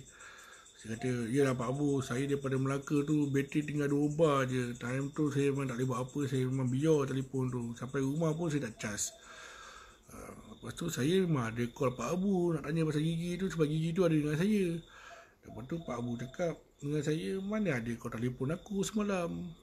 Saya pun tak tahulah sebenarnya apa yang terjadi semalam tu. Sama ada benda tu saya berimajinasi ataupun entahlah macam mana, saya pun tak tahu nak cakap lah. Benda ni semua ada sebab dah asbab lah berlaku kan. Di pasal arwah tu pun dah selesai, dah tak ada masalah. So jadi pengajaran yang saya dapat daripada apa yang berlaku dekat kisah yang nombor 2 ni, apa juga bentuk mayat yang kita uruskan, yang kita uruskan, kita kena sempurnakan dengan baik. Tak kira lah bentuk dia macam mana, tak kira lah macam mana pun dugaan dia yang datang tu terpulang. Jadi kita kena uruskan benda tu dengan baik. So jadi dalam masa kita menguruskan jenazah tu dengan baik, hati kita ni kena sentiasa berdoa kepada Allah, semoga Allah mengampunkan arwah tersebut. Antara dia dengan Allah tu, biar dia berurusan dengan Allah, kita tak payah campur lah benda-benda tu semua. Saya pun lepas dah selesai tu, saya pun minta Pak Abu hantar saya ke Pangsun untuk ambil motor saya balik kan. So, saya pun alhamdulillah saya balik macam biasa, dalam keadaan yang tak ada apa-apa yang berlaku. Waktu tu pun siang kan, balik apa semua. Itu adalah pengalaman yang kedua. Saya ada beberapa pengalaman yang pelik-pelik. Saya berjumpa dengan orang yang baik, saya menguruskan orang yang baik, saya menguruskan jenazah yang macam-macam lah bentuk dia. Tapi benda tu akan saya kongsikan di hari dan lain waktu. Sebab apa, perkongsian ni kalau kita buat hari-hari, dia menjadi tak seronok. Sebab apa, pada saya, biarlah benda ni seminggu sekali atau 2 kali saya berkongsikan pengalaman saya ni.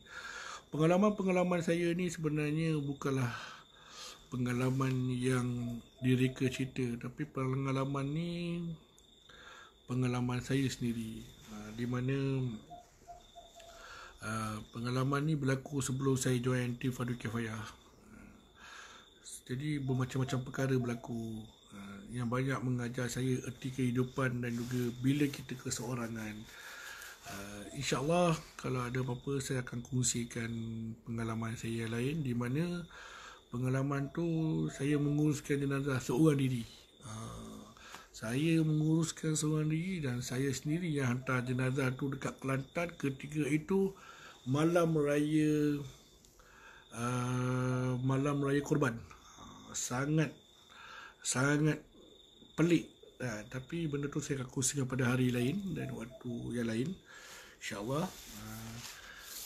Sekiranya sudut penceritaan saya ni ada kena mengena dengan sahabat-sahabat saya di dalam ni, saya minta ampun dan maaf. Bukanlah niat saya untuk mengaibkan sesiapa, tapi ini adalah untuk pengalaman dan pengajaran untuk kita semua. Tak ada satu benda pun yang berkuasa di atas muka bumi Allah ni, hanya Allah sahaja.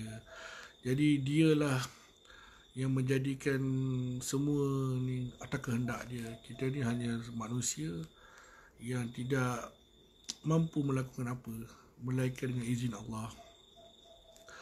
Jadi apa yang boleh saya perkongsikan pada hari ini, sebenarnya saya kongsikan pengalaman saya ni, saya tak kisah view saya berapa. Walaupun view saya 2 orang ke 3 orang ke 4 orang ke, view saya tak kisah. Sebab apa, niat saya adalah untuk menyampaikan cerita-cerita pengalaman-pengalaman sementara kita dalam tempoh PKP ni yang tak ada apa nak buat kan. Saya mengisi masa lapang saya dan saya berkongsikan masa lapang saya dengan pengalaman-pengalaman saya bersama kawan-kawan saya yang berada dalam Facebook ni. Jadi apa orang kata,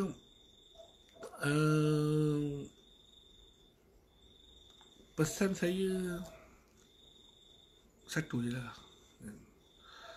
Sebaik-baik mana ataupun seburuk-buruk mana manusia tu, itu adalah ciptaan Allah. Jadi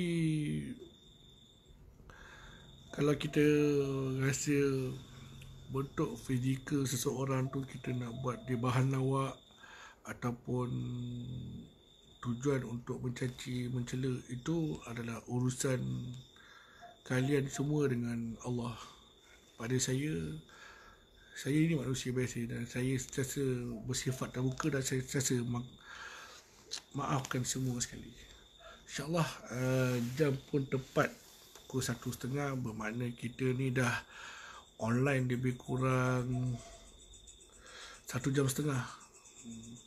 InsyaAllah kita akan berjumpa lagi di hari dan waktu yang lain, bersama-sama mendengar pengalaman-pengalaman menguruskan jenazah, menghantar jenazah dan mengebumikan jenazah. InsyaAllah ada satu masa lagi kita jumpa, dan salam kasih sayang daripada saya. Terus perkara lagi yang saya nak ingatkan, pengalaman saya ini adalah pengalaman peribadi saya yang tidak ada kena-mengena pihak ketiga, pihak keempat. Dan saya berharap tiada siapa-siapa mengaitkan saya dengan TFK, Tim Fardu Kifayah, Pecap Kurang 13 ataupun aktivis Busana Melayu. Tidak. Saya cuma beritahu ini adalah pengalaman saya dan pengalaman peribadi. Setiap manusia ada pengalaman-pengalaman dia sendiri. Terpulang kepada saudara-saudara dan juga sahabat-sahabat di sana, di luar sana, sama ada nak mempercayai atau tidak cerita-cerita ni, terpulang, tepuk dadi dan selera. Sebab apa yang disampaikan dan dikongsikan tu adalah pengalaman saya sendiri. InsyaAllah kita akan jumpa lagi, dan saya harap sahabat-sahabat saya semua terhibur dengan cerita-cerita saya ni, dan sama-sama kita berdoa kepada Allah supaya Allah cepat dan habiskan COVID-19 ni, dan kita sama-sama dapat bertemu dan berjumpa di bulan Ramadan dengan baik. Dengan itu, Assalamualaikum warahmatullahi wabarakatuh.